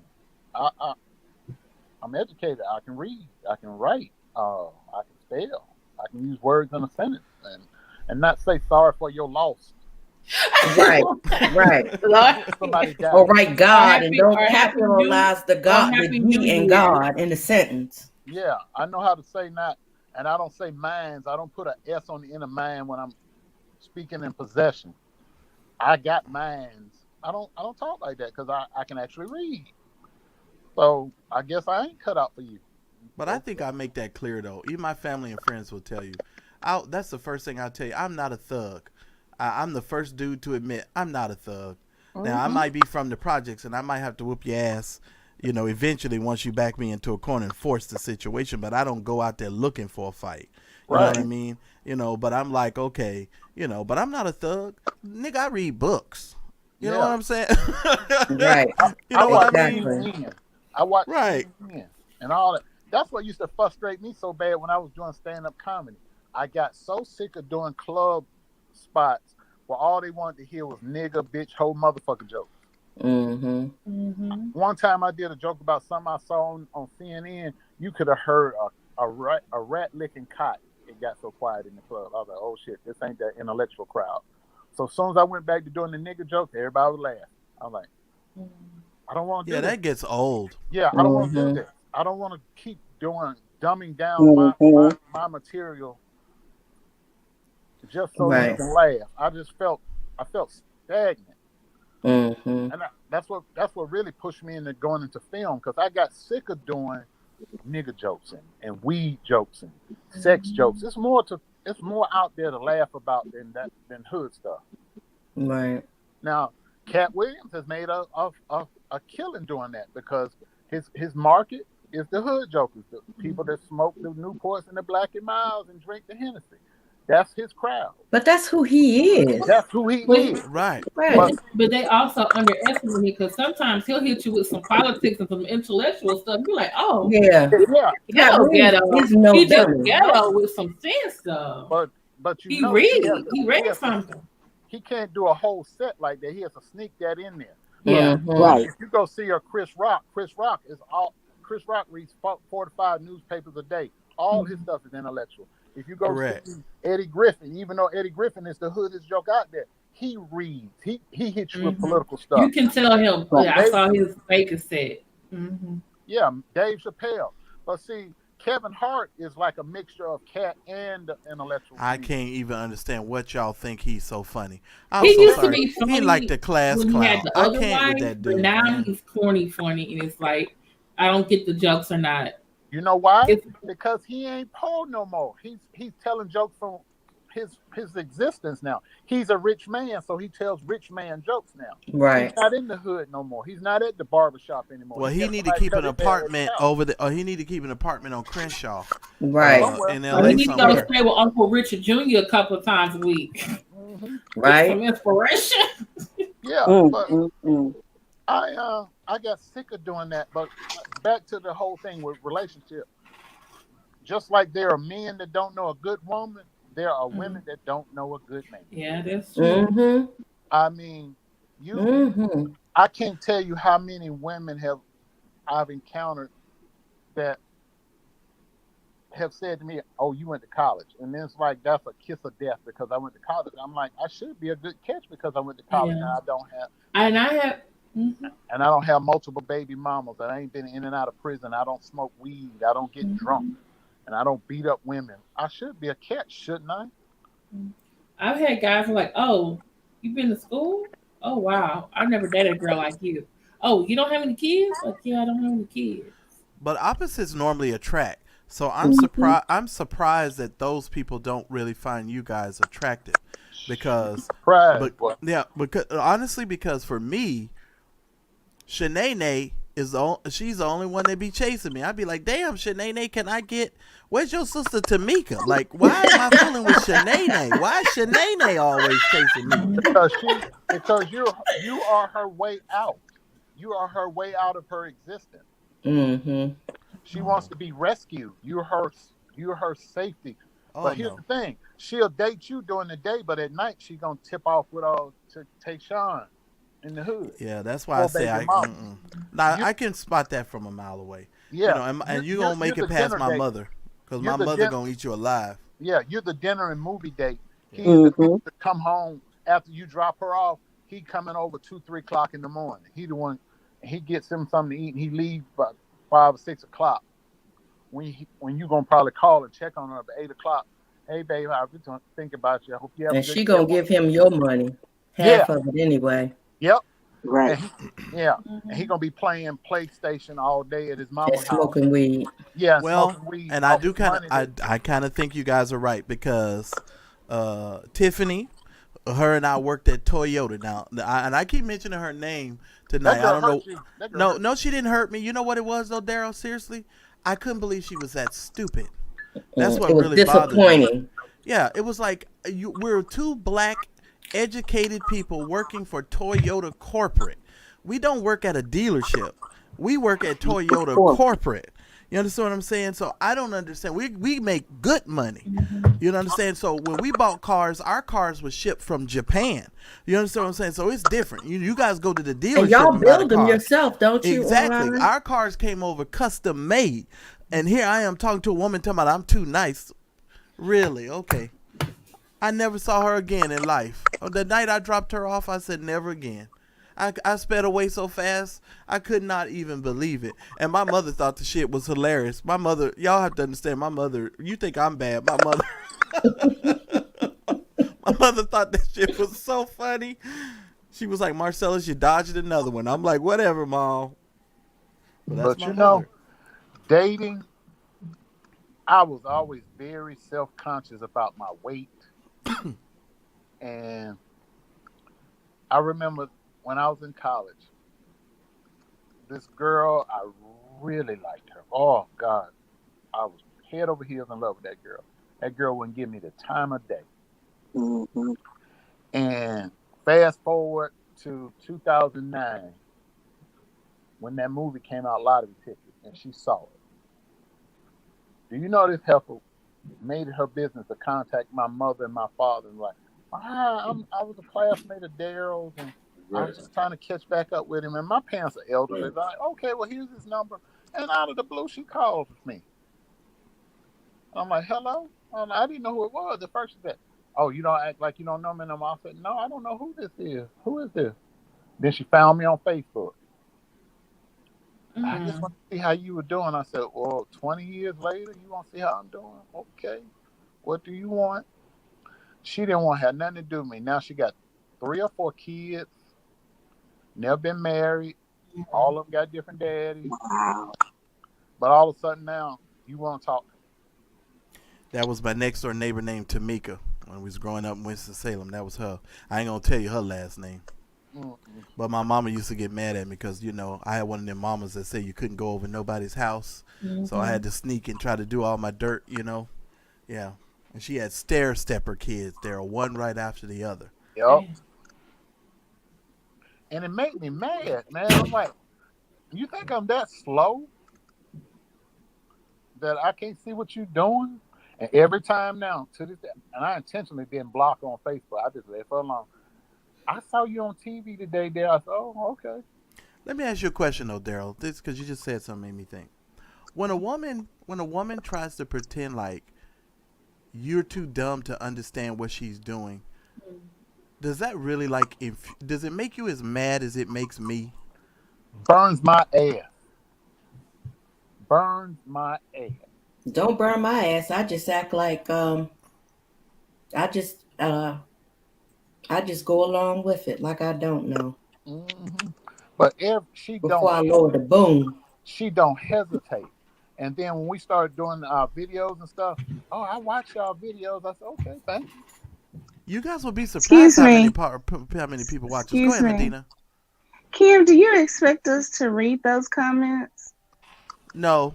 They going so fast. I'm I read sorry. too. I'm sorry. That's because Kim has ADD. And so she just put it up for 2 seconds Yeah, and then my it be medicine- gone I'm on right. to the next one. Mhm. She But- changed her mind.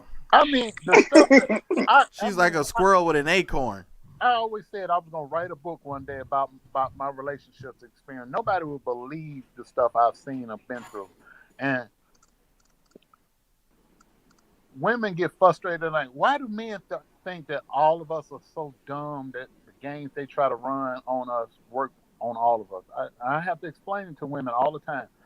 I said, if a man is running game or trying to run game on you, it's because it may not work on you, but 9 of your It's worked friends, on it 10 does. others. Yeah, it works on the other 9 out of the 10. I said, Mhm. a man is only going to do what's been successful. And Mhm. if he's been dealing with women that he can say stupid stuff to and do stupid stuff with, that's what he's going to keep doing. Well, my question is, why do they get mad when all of a sudden at the very end you flip it on their ass? Why you mad? It's all part of the game. Right. Same thing with women. Get mad on the games they play. But see, a lot of people don't realize, and men won't admit it, every trick that a man knows, a woman taught it to him. Oh, hell yeah. My mother was my teacher. She started when I was a motherfucking teenager. Right. I ain't going to tell you no lie. I know as far as dating, dealing with women, your mother is the first teacher of a child. Oh, my mama taught me Start to everything. Now, see, my mama sat me down. She said, look, your daddy can teach you about being a man, but I'm going to teach you about women because I am one. And she taught me everything to look for. She said, these women going to tell you the best thing since running water, but they'll use you to get what they want, and you got to be on the lookout. And she told me. And then everything that I've ever done, all my major events in my life have been benchmarked by the woman that was in my life at that time. The first drink I ever had, a woman gave to me. The first time I smoked a cigar, a woman gave it to me. The first time I did almost everything I've ever done, a woman has always been involved. So a man's life, see the difference between men and women, A woman wants a man to be in her life, but a woman, truth be told, is our life. Very true. Everything that a man does is to attract and impress a woman. That Do is you very think true. I'm trying to get a big house or a nice car to impress Marcellus or my boys? No, I'm doing it to entice the woman that I want in my life. Everything that we do is centered around y'all. From the time we come out of our mother's womb until the day we die, everything we do is based on trying to get and keep a woman. Everything. Let me tell y'all this. Jay brought this up today because he was trying to tell me that I'm an empath, and I've always been an empath. Yeah, you are. You are. And I don't remember. I have to for the life of me, I don't remember this. But he said he had a petty officer that worked for him who came to him and was so upset and was crying because some girl he was dating took all his money and took his car and wouldn't give him his car back. Jay told me that I went over to that girl's house and I cussed everybody out in the house and got the boy's car back. Do y'all know, for the life of me, I can't remember that. I could see that. I could see you doing Yeah, it. I can see it too. That's why I believe him, because I could see me doing it, but I don't remember doing it. But it just goes to show you how cold some women can be, or people in general. This boy Jay said he was boo-hoo crying because he did not know what to do. Well, think about it, Roxanne.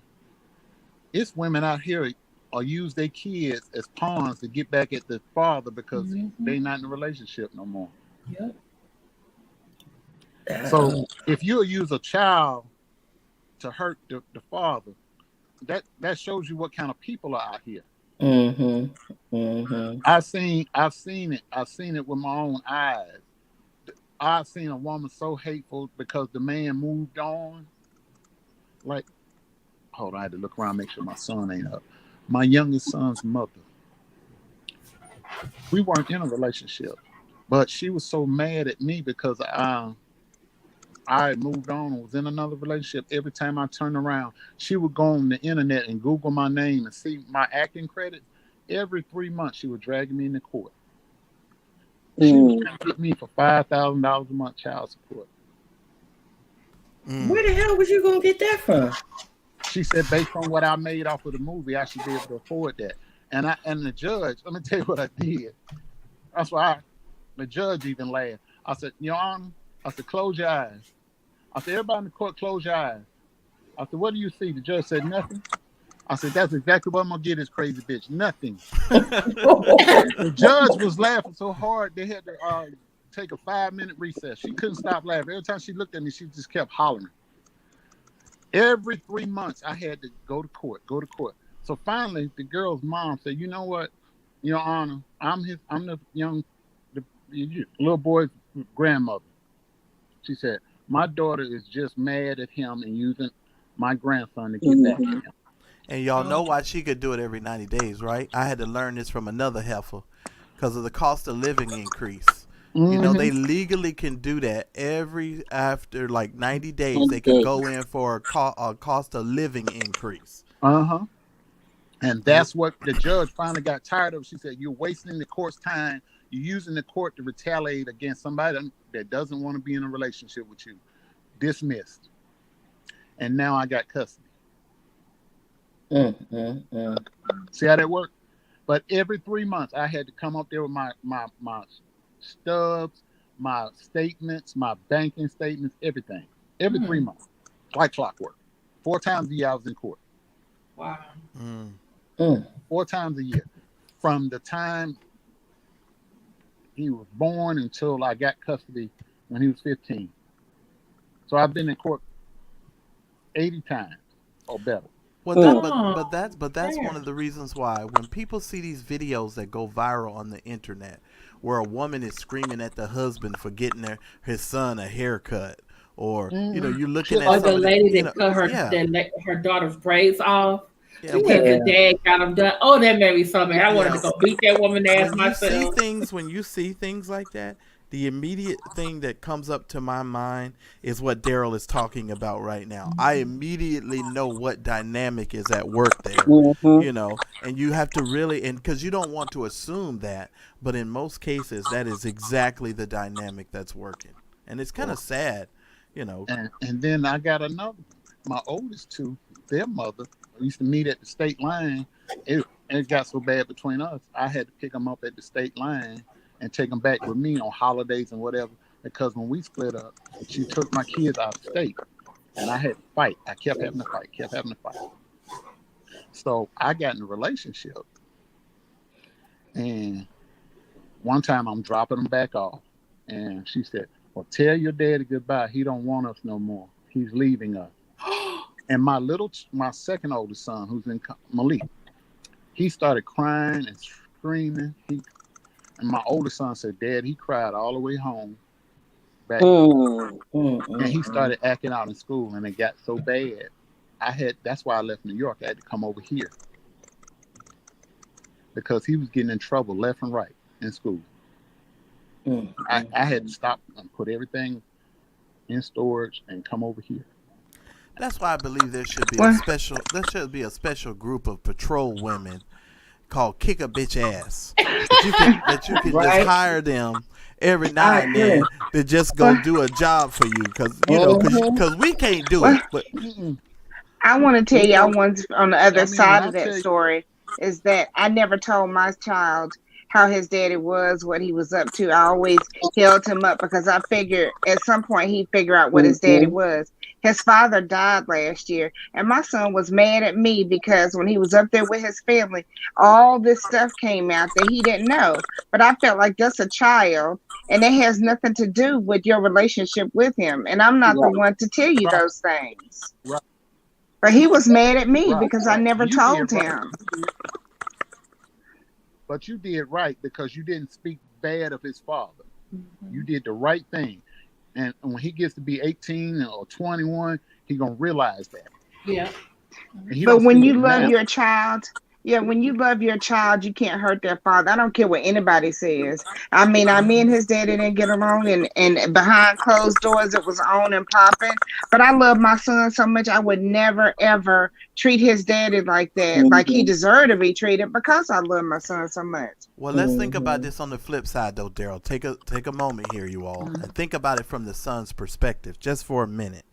And see, this is where it gets into the dangers, because Medina's not doing anything wrong, but to her son, she's withholding information. And it makes it look like to him that she's been lying to him the whole time. And because of that, he gets animosity and a resentment towards her without recognizing that she's actually trying to protect him from actually having that information, and she wanted him to get that information from the actual source. And because of the situation, that how things transpire, unfortunately, he passed away. But from a child's perspective, you're not looking at it like your parent is trying to protect you. And not only that, let me just say this: we all live in a black family. We know how niggas is. Let me just say this.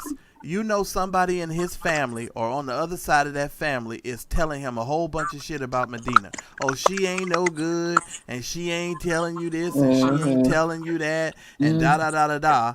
And because I'm going through a similar situation right now, because, these kids is something else. I don't have children, but I helped to raise 3 of them.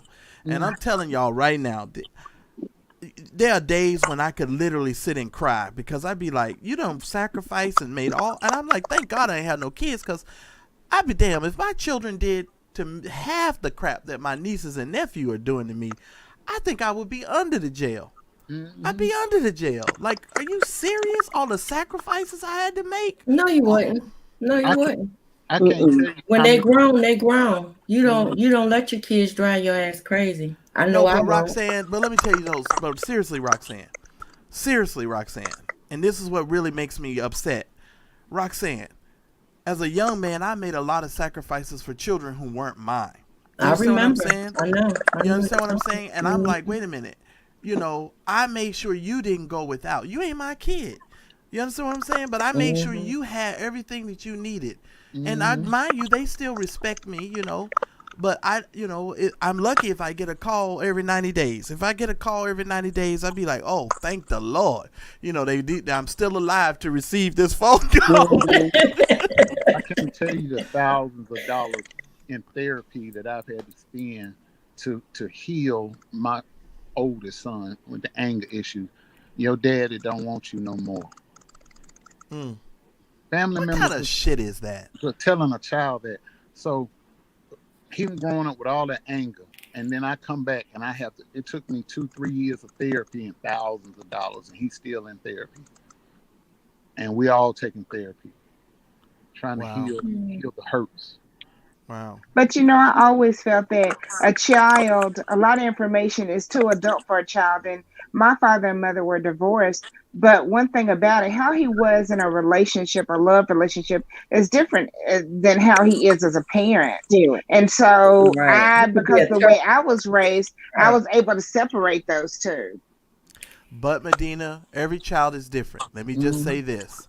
Because when I was about 7-8 years old, I was already reading the Wall Street Journal by then. Okay, so I would sit up and have to read the Wall Street Journal to my mother, and sit there. But I realized, even though my mother was saying a lot of things about my father, I knew as a child that my mama was lying.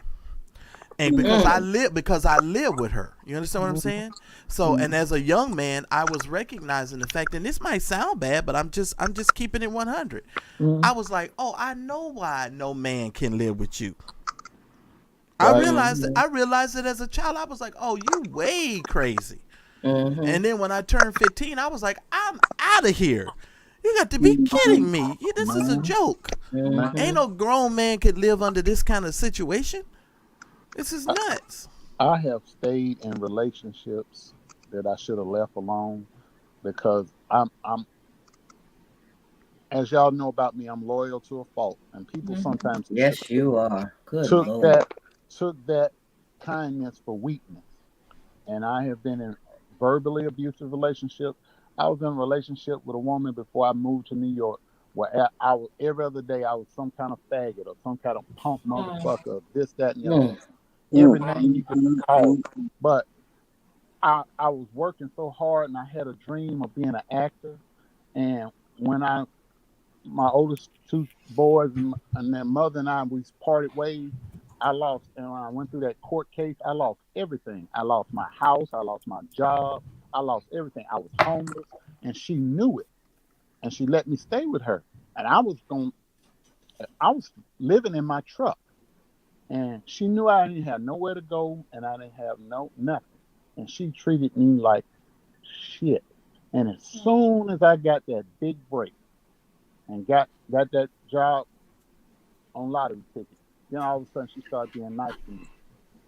And their mother had called and said, well, they're acting out. I need you to come get them. And I was getting ready to get them. And she's like, I don't want to be a stepmother.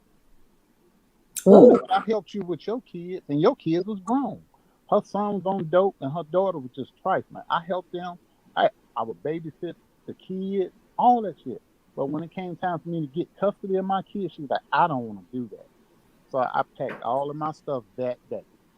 She came home. I left the key on the counter, and I'm like, I'm gone. I sold everything that wasn't nailed down. I moved to New York. And then when I got over there, by that time, she had moved from Florida to Ohio with them, and they were still acting out. So that's how I ended up here. I was like, I'm not going to put nobody ahead of my children. I'm not going to do it. But, well, I'm going to send you this new invention. I got a package I'm going to send you. I invented this new spray. It's called Fuck That Bitch. And all you do is you mail it. And you can even send it by express and priority mail. I'm going to send you that new spray I invented. Fuck that bitch. Well, Marcellus, you seem to think that for some reason you special. So let me tell you this, Marcellus. You hollering about getting a phone call. How about I paid the bill? And when he broke his phone, I sent him one of mine. Oh, yeah, you told me that. I was like, no, wait a minute, and Roxanne. that little bastard wouldn't even answer the goddamn phone. Listen here, Roxanne. I done paid people's rent. I mean, whole rent.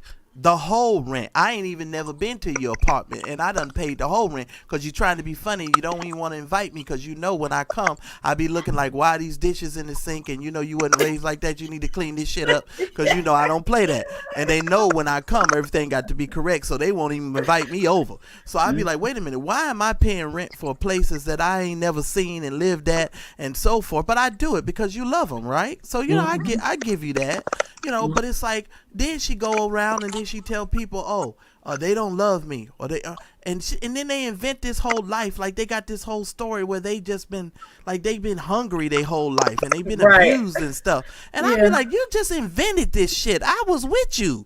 Like, I've been with you since the time you was a child. I remember when you wake me up and put your diaper on my face in the morning to wake me up. I'm like, what the hell is you talking about? Ain't nobody ever done nothing. Wait a minute. Hold on. What? That's normal, Marcellus. That's someone normal. woke you up and put their diaper on your your face? face? The baby sit my on your niece, face they would in the come and bed. sit on my face in the morning. Mhm. Thank God that the diapers was clean. They ain't had no shit in them. But, you know, they come sit on my face and be bouncing on my head. That's how my youngest niece used to wake me up all the time. Okay, I'm getting up, baby. I'm getting up. And now I can't even get a call. Can't get a phone call. Do you know all of the, what do you call that shit? The drum major boots when the girls is in the band, not the band, but cheerleading in them boots with them damn tassels on them. Oh, she's a cheerleading. Yeah, you know all the Majorette, shit I done had to buy. You know how expensive them boots is. I'm like, you know, I done bought a lot of shit for these kids and made a lot of sacrifices. He made us treated like a I went through parent. the same thing with my nieces. Yeah. I did. I went through the same thing with my nieces. My son will make me cry Well, I bet. anytime. I could cry any day for something he does because I want to bust his bust caps on him. I mean, he just works my nerves so bad, and he doesn't care. How old is he? It doesn't matter. 15, girl. 3.5 more years he will be out. He counts down. We both count down. I promise you. 15. Please, I promise girl. you, when he has kids, they're You gonna gonna do get I that hope they beat the hell out. 10. I 'Cause hope let they me beat tell him to you, death. I My told you. grandsons, my son had to have surgery, had to have hemorrhoids. This is funny. He had to have hemorrhoid surgery. So the doctor asked him to take a picture of it after the surgery and send it to him so he could see how it was healing. Them babies got his phone and took that hemorrhoid picture and put it on Facebook. And let me tell y'all, I was weak. He called me. Now he want to call me. Okay. He called me. He was hot. And he was hot. And I just kept laughing because the shit just got funnier and funnier every time I thought about it. That nigga was hot. What? Here are these damn kids. What I'm going to do with them? What I'm going to do with them, child? Nothing. Daryl, that gives a whole new meaning to putting your ass on blast. Ain't that the truth? Literally. They do, and my grandsons do shit like that all the time. He getting back everything he did. He getting back everything. Is that one of your children that stole the chips or cookies from the truck? Yeah. From the store. Oldest one. Yeah. Yeah. Good. Yeah.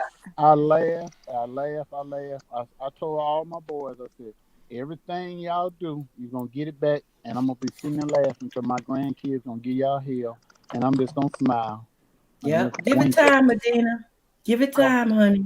So, I love him so much, it breaks my heart. I'm thinking, you little mofo, I almost died having you afterward, and then I've had to put up with your daddy all your life, and you think you're going to be disrespectful. That's why I act ugly so much. He says that you need anger management classes. That's all I hear from him.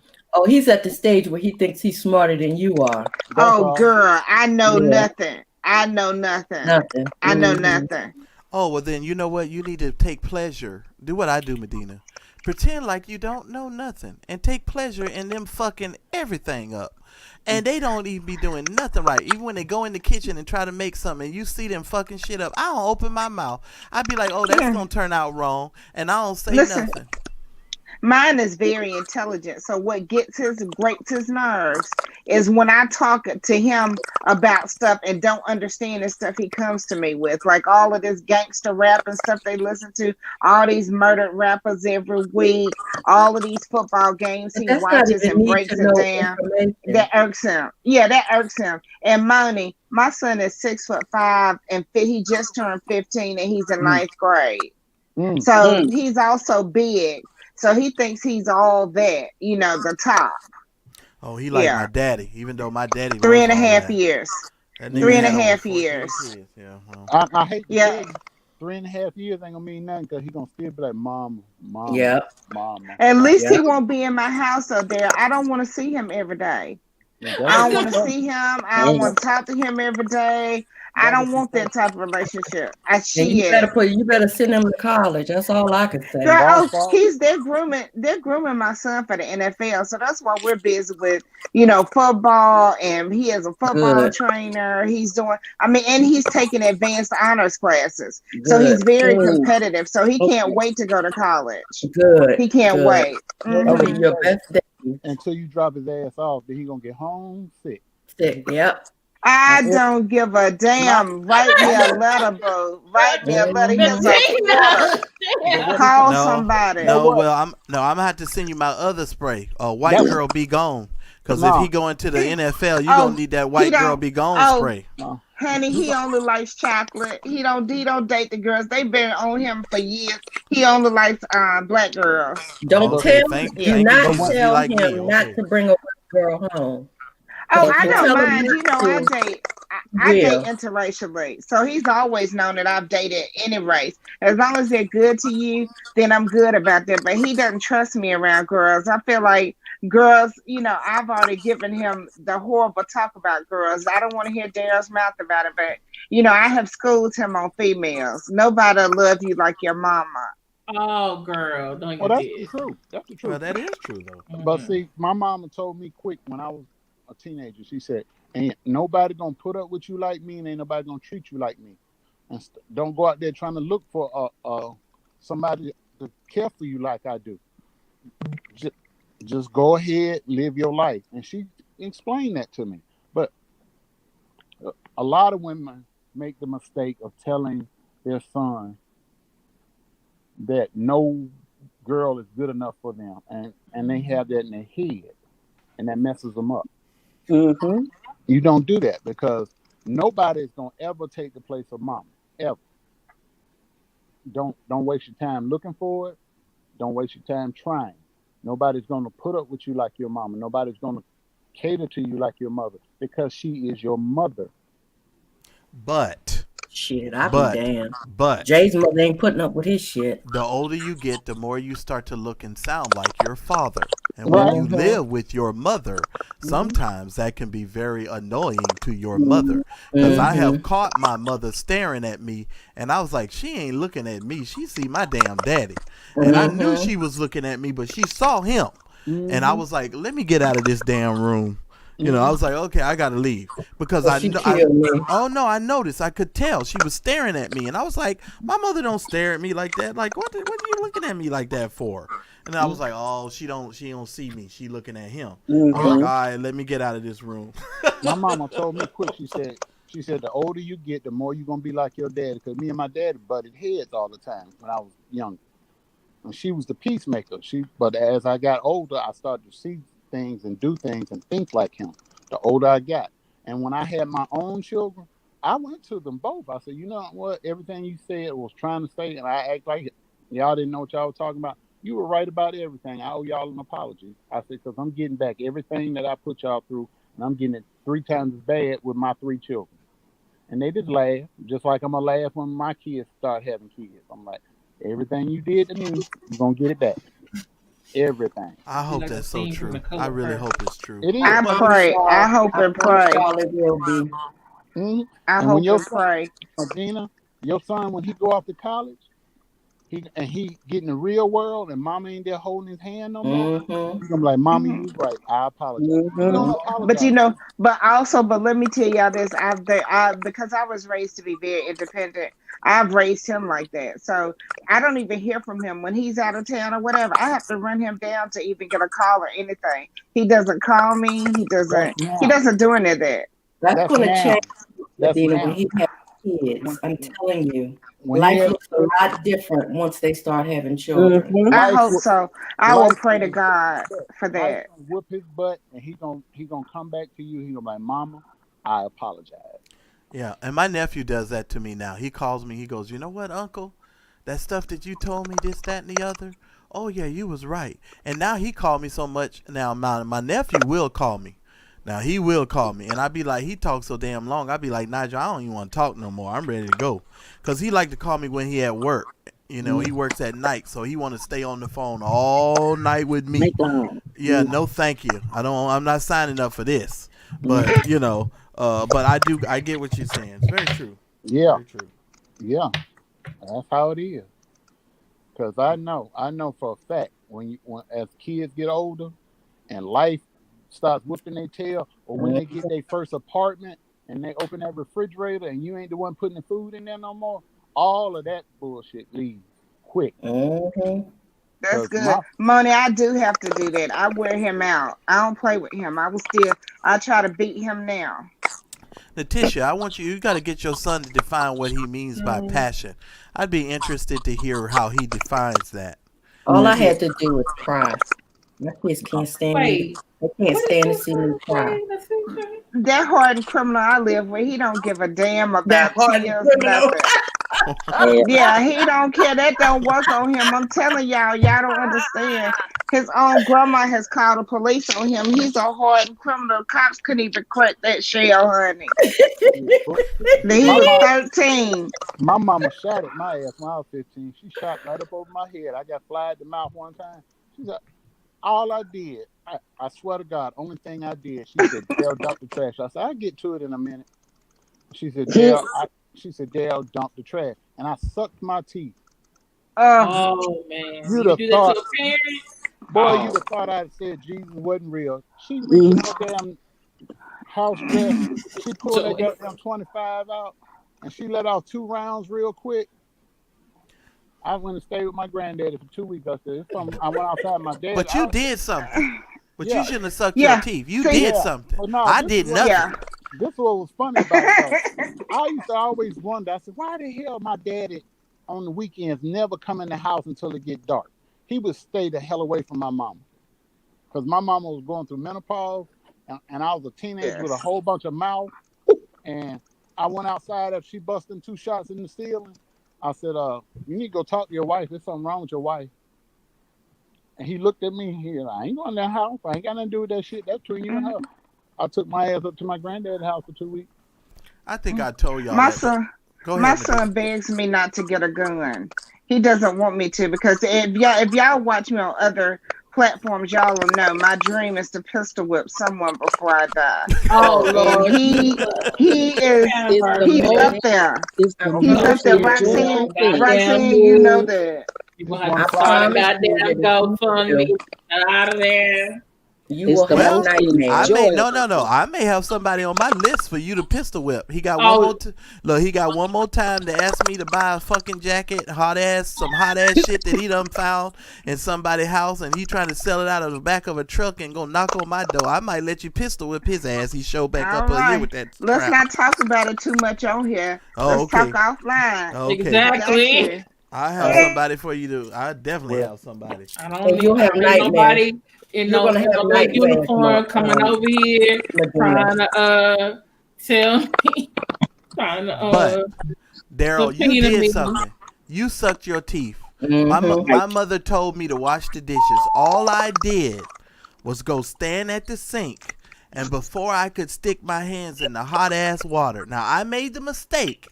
I was standing at the sink with my fist balled up. That's all I had. One of my fists was balled up. you saw it. But I was mad, but I was just standing there. Before I could even stick my hands in the hot ass water. You know how black women make the water fucking extremely hot. The water be so damn hot you damn near all your skin come off your hands. So I knew when I stuck my hands in this water that I was going to keep my hands in this water.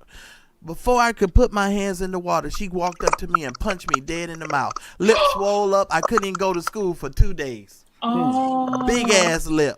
poor Phyllis. Oh. I would have went to Listen, school my anyway. thing, you better When ball they your asked me what hands up happened, in I your would say my brain. mama punched me in the mouth. Yeah, I mine sure knows would. don't I had a student tell. that I happened got, to, yeah. I witnessed it. He was talking too much in my class. I called him his aunt. He did with his aunt. His aunt came to school. And I gotta talk to her again. That counted as a conference. She got up to him. She said, "Why are you talking to her class? You don't say nothing when you're at home." The next thing I know, she had long fingernails too. She popped him in the mouth real quick. Like before I can even say, "Ma'am, don't do that" or "Stop."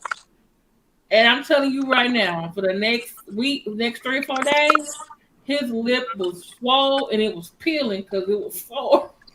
And I almost felt sorry for him, but then I said, "Nah, I shouldn't have to feel sorry for him because I told him to be quiet."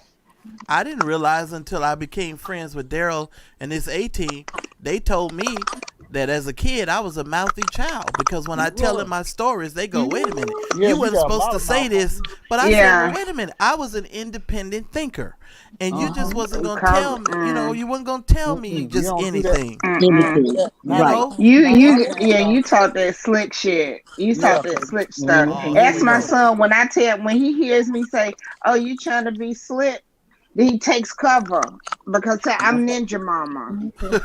Yeah. My parents didn't play that shit. You wouldn't have had no ass to sit on. No, Derek, but can see, you look at the screen, please? Sorry. but I was one of those kids where my mother could tell me, "Marcellus, I've got to do a double shift. I need you to go home, make yourself something to eat, do your homework, and make sure that the gas bill and the light bill gets paid or the check gets written out, and all I got to do is come home and sign it in the morning and put it in the mailbox." I could literally, as a child, write checks and balance a checkbook as a child. My mother didn't have those kind of problems. And if you talk to her, she'll tell you, I never gave my mother an ounce of trouble. Now, there's a couple things I did. I can count the ass whoopings I got on one hand.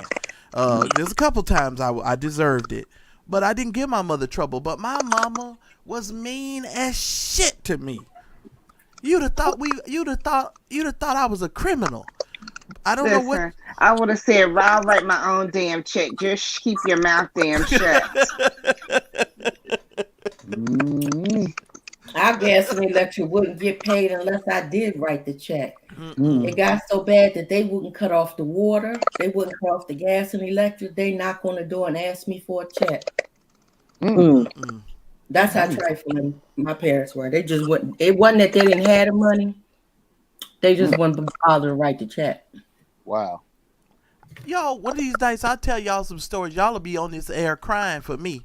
And y'all just don't understand. I've been like Joseph. I was sold into slavery. Y'all don't understand. I got some stories, y'all. Some of y'all laughing, but he has told us. Oh yeah, and y'all I was like, I wanted to cry myself. I was like, no, my mother. Let me tell y'all something. I had to be, how old was I? I had to be maybe 12, 13, I think at the time, maybe a little younger. My mother told me one night, she said, "Well, we losing our home. And we're going to have to move out of here." And I said, "Oh man," I was devastated. I was like, "Oh, where we going to live?" You know, don't worry about that. Don't worry about that. We losing our home. So I had to pack up all my little stuff. I packed up all my little stuff. And I had to go move in with this dude who was paralyzed on one side, right? I ain't going to call his name, even though he dead, but I ain't going to call his name. And so, but he had rats. And he had rats in the place. So like I would go to sleep at night and when wake up in the morning. Have you ever wake up in the morning and threw your sheets back and there was rats at the bottom of the foot of your bed? And it's a miracle that I didn't get bit, right? So, but my mother says, "Oh, we losing our house and you're going to have to live with him." And she would come like once a week and stay or spend the night, right? And so I was like, man, this is some weird situation. I'm like, well, if we losing our house, where are you staying the other 6 days? Because, you know, I'm a pretty smart kid. I've been reading the Wall Street Journal since I was about 7. So I know that the days ain't adding up. The math is off here. You coming for 1 day, but I stayed for 7 days. So something is off here. So what I did is I took my happy ass on the trail that led us back to our house. I walked back to the house. I said, wait a minute. I said, because I want to verify that don't nobody live in our house. So I knocked on the door. Bam, bam, bam. She opened the door, looked straight at me, and slammed the door in my face. I said, well, ain't this some shit? I kept knocking on the door. Now, wait a minute here. You said that we was losing our house. Why are you still in here? And I'm looking in the house, and she got a house full of folks. I'm looking, what the hell going on in here? I said, oh. And you can imagine your mother slamming the door in your face and you having to turn around and walk back to the rat-filled house and you know, and go sleep somewhere where you can hear the rats shuffling around in the room at night. Oh, my God. You understand what I'm saying? But I'm just trying to tell you, this is how the grace of God worked for you, you know, because, and I'm serious. He didn't like to feed me. This was another thing because, you know, I'm a kid, so you got to cook for a child. Even though I knew how to cook for myself, he wouldn't let me touch the stove. He wouldn't let me touch none of the food. So every day I would have to go to my grandmother's house. So I would walk through the projects to get to my grandmother's house. And my grandmother in the morning, she would make me like a little biscuit.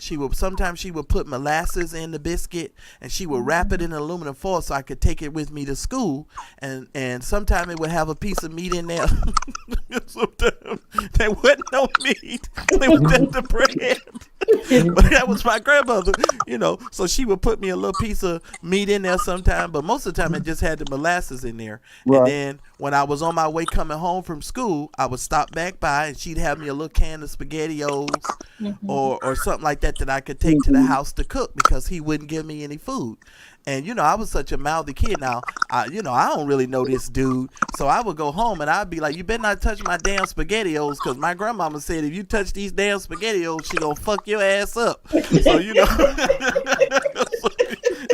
you know, I'd be over there cooking some SpaghettiOs in somebody else's house talking shit. You understand what I'm saying? But that was just me. Because I was like, you better not do nothing because I don't know what my mother, what kind of deal y'all got going on here. But if I got to stay in this rat-infested bastard, you better not even say nothing to me I don't like. Because it's just going to be a whole nother situation. You paralyzed on one side, nigga, so all I got to do is knock your ass on one side. You going to fall on the other. So you better not say nothing. But this is the kind of stuff, that's why I tell people, if I wrote down all of the stuff, you people would be amazed at all the stuff I've had to deal with. And Daryl, that's why I said when Roxanne's channel is amazing because when people get to hear other people's stories, they'll realize that they're not by themselves. And you know what? Forever, I thought that I was by myself. No, well, I went to my mother, and we had a kind of big old fight. We had a big fight because I was like, you told us we was moving and we didn't have to, you know, and we were losing our house, but you still here. And the bottom line to that particular story is my mother, I was not the priority at that particular time in my mother's life. My mother had other priorities, but I wasn't one of them. But I was cool because God took care of me. My grandmother made sure I ate every day. You know what I'm saying? And I thank God that my grandmother was there because if my grandmother was there, I don't know what I would have done, to tell you guys the truth. I look back on my life, I'd be like, that wasn't nothing but the grace of God because I literally had to go to my grandmother's house every day to eat. Literally. If I didn't go to my grandmother's house, I didn't eat. How long did that situation last? Shit. How long was that? That had to be a good 6 months, maybe 7 months. Oh my God! You wasn't with the rats, huh? You wasn't scared of the rats, right, Roxanne? Let me tell you. That's why I tell y'all right now, nothing can live with me that cannot pay rent. I don't do rats, roaches, fleas, flies, bugs, of no kind. And don't invite me over to your house. Mice, gerbils, guinea pigs, rabbits. I don't do none of that. Even when I go to clients' homes and I see that they have roaches, I never put my briefcase down. I hold it in my lap. I never put my stuff down when I see people got rats and roaches, and I'm not saying nothing's wrong with that. If you're a person who has rats and roaches, get you some borax. I think that's what they call it, borax, and put that all around, you know, and do what you got to do to keep yourself, you know, protected and your children protected. Boric acid. Boric acid. You know, put that stuff down and protect yourself. But there's a lot of stuff my mother did, you know, and to this day, you know, I still love my mother because I know my mother, you know, she was a substance abuser at one particular time in her life. So she was suffering from substance abuse, you know, and that's another factor that we never factor in. A lot of our parents back in the day, they was high, they were drunk, you know, they had issues, you know, and you still trying to hold stuff on to people. If they had issues, you need to be able to recognize that they had those issues and not necessarily, you know, what's the word for it? You know, lay everything at the foot of the person, because sometimes a person's addictions take over. You know what I mean? And they're not even thinking straight anymore. You know, so you know, you gotta leave it there. That's why I said it's a trip, but we'll talk more about that at another time. Yeah, we were, because I want to hear what you got to say once you hear my story. I want you to say that same bullshit. Roxanne, I bet you, just even from that story, I bet you I can go deeper. I bet you I can tell you something I'm serious, Roxanne. Can we go deeper another night? No, we can't. We're not gonna do it tonight. I know you. Okay. I know you ready to go. All you gonna do is get some strawberry drink, and you're gonna have you a snack as soon as we offer this here live. Like you got something to do. You ain't got no job to go to tomorrow. What you doing? I gotta go to work. I gotta be there at 6. Daryl, can you please give us a list of some of the movies you've been in? Someone wanted to know. I've been in Lottery Ticket. I've been in about 6 episodes of Law and Order, Blue Bloods, The District. I've done a bunch of TV pilots when I was in New York. Stuff you never see. I even the movie never got off the ground, but I did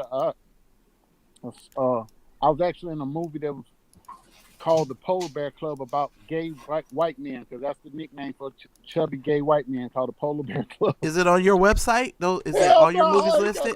No, I'm saying is all your movies listed on your website? Oh yeah. It's on. Kimberly, I just posted a link to his website. He left that one off though. He didn't put that chubby white boy, gay boy thing on there. IMDb.com lists all my acting credits, and I was on the Onion Network, Onion News Network. I did a episode of theirs when I was in New York. Must be logic. Here's the website, so you don't have to write everything down. It's IMDb.com, International Movie Database. That's what it stands for. It lists any actor. You type their name in that database, it pulls up all this stuff. Yeah, so I've been acting since 2004. Okay, I found Daryl, so I'm gonna put it in the chat. But you almost won an Oscar for that one role you played. Oh Lord, here we go. No, I'm just saying, because you was in that movie One Flew Over the Cuckoo's Nest, and she landed on your YouTube channel. I'm not gonna be bothered with this bullshit at 1 a.m. I'm not gonna do this at 1 o'clock in the morning. I'm not gonna do this bullshit at 1 a.m. At 1 Whatever. That's all right. Keep on. Yours is coming. Yours is coming. I'm just waiting until we go to Vegas. Yours is coming. I'm just gonna sit back in the corner with me a damn drink, and I'm just gonna laugh. That's all right. Wait, I make sure I don't touch nothing with the gummy bear groupies or the honey pots. Walk from Marcella, because I don't know if I'm trying to tell you, Daryl has the record. That's all I'm saying. Oh hell, I don't. Y'all gonna have to pay me for protection. They are. No, please, your husband ain't gonna let us nowhere near you. We're lucky we get to see you, because we don't even, you are in a whole nother state now. He damn near suck off your whole face every time we get on the live. I be like, good Lord. I ain't thinking about my ass. Okay. Is that what you say? You lie like a rug, Roxanne. Hey, Roxanne, how's your puppy? Right now, Rocky is asleep. Jay got off his damn deathbed down there. cooking steaks. I know damn well Jay ain't gonna let nothing happen to his wife. Oh Lord, That man was out there have mercy. with some damn compression socks cooking steak. He was making himself some steaks too now. Yeah, but he wouldn't be making them steaks on a regular if it was just him, Roxanne. He makes those for you. You have to be honest. I said it earlier in this video. Whatever a man do is to get and keep a woman. He know what his wife wants. He was out there cooking the hell out some steak, damn near about to die. And he's from North Carolina. And it's so funny how all y'all are surrounded by all these North Carolinian men. Daryl, me, Jay, and a whole bunch of folks around here from North Carolina. I ain't got nothing bad to say about any of them. We was raised right. Yeah, that's why we don't treat people. Y'all were raised right, but what about them other ones out there? Like, I can't. Did they get dropped on the head? Well, Kimberly, you have to learn how it's okay to open your mouth and keep your ears open at the same time. Because once you start talking, you don't hear nothing nobody else has to say. I think Kim was a fish in another life because when she go underwater, her ears close and you're just done. Yeah. She start talking and don't let her get on that anti-fraud warrior tip. Shit, you finished. You fucking. Jay says I'm a good listener. That's one of my best qualities, he says. And whenever I see Kim going on, I rush over there because you never know what's gonna pop off. Is Umar himself going to show up? He is one day. One day he is. You watch. You just watch. You sure don't. He's gonna show up one day. It's gonna be all straight. Medina, you laughing? No, you laughing, Medina. But let me tell you something. It has been proven that Umar keeps aliases and he goes into people's chats under different names. He's probably already been in Kim's chat and Kim didn't know it was him. I guarantee you he gonna pop up one of these days when she throw out that link talking about come on anti-fraud warriors and he gonna come on there with that Quaker Grits hat on. He gonna fuck Kim up digitally, boy. She done. And then don't let her play Paula White calling in those angels. That's gonna be on. I mean, it's gonna be on and popping. And strike them and strike them and strike them. I got to go to bed. I got to be up at 3 Okay, y'all. Thank y'all so much for coming up on the stream. We were on here almost 3 hours. Terry Hughes, no, you're not. Sorry, I ruined your Black Panther party. Bye, y'all. I got to go to sleep. Bye, y'all. Y'all go have to a sleep. Good night or good morning. Don't forget, Marcellus, you still going on at 8 p.m. Eastern? Here's the thing, y'all. Now, I wasn't going to do the Marvin Winans story because I saw Bishop Breadbasket already done ran and did the story. But I guess I'm going to do the story anyway because I got the actual video. And it's out there on the internet. But Marvin Winans did a little rant from his pulpit. I got the video, but I wasn't going to do it. But I guess I'll do it tomorrow. Prophet Brian Corn? No, but we'll talk about it tomorrow. But these preachers, they have to understand. We're all adults, and when you talk to adults, you need to speak to adults like adults. We're not your children, and so but we'll talk about it tomorrow. But yeah, it's gonna be very interesting. I think so too, Victory Girl. Seth Marie, I think that's Omar. Barbara, I'll talk to you tomorrow. Oh, he been in her. Okay. Oh, Kim, he been in your chat. You best believe that. No problem. Well, I won't know it until he actually goes on a rant and says my name. That's all right. All I'm going to do is come online and say, y'all made it. And y'all know what's going to happen? As soon as Umar going to come on Kim's channel, you're going to hear her talking like she done changed into a Muslim. Plymouth Rock done landed on me and said Plymouth Rock was colored. It was black and gold and painted green. I was bamboozled. I've been hoodwinked. Okay, y'all. Good night, y'all. Thanks so much for being here. Ladies, good night. All right, bye. Good night. See y'all later. Good night.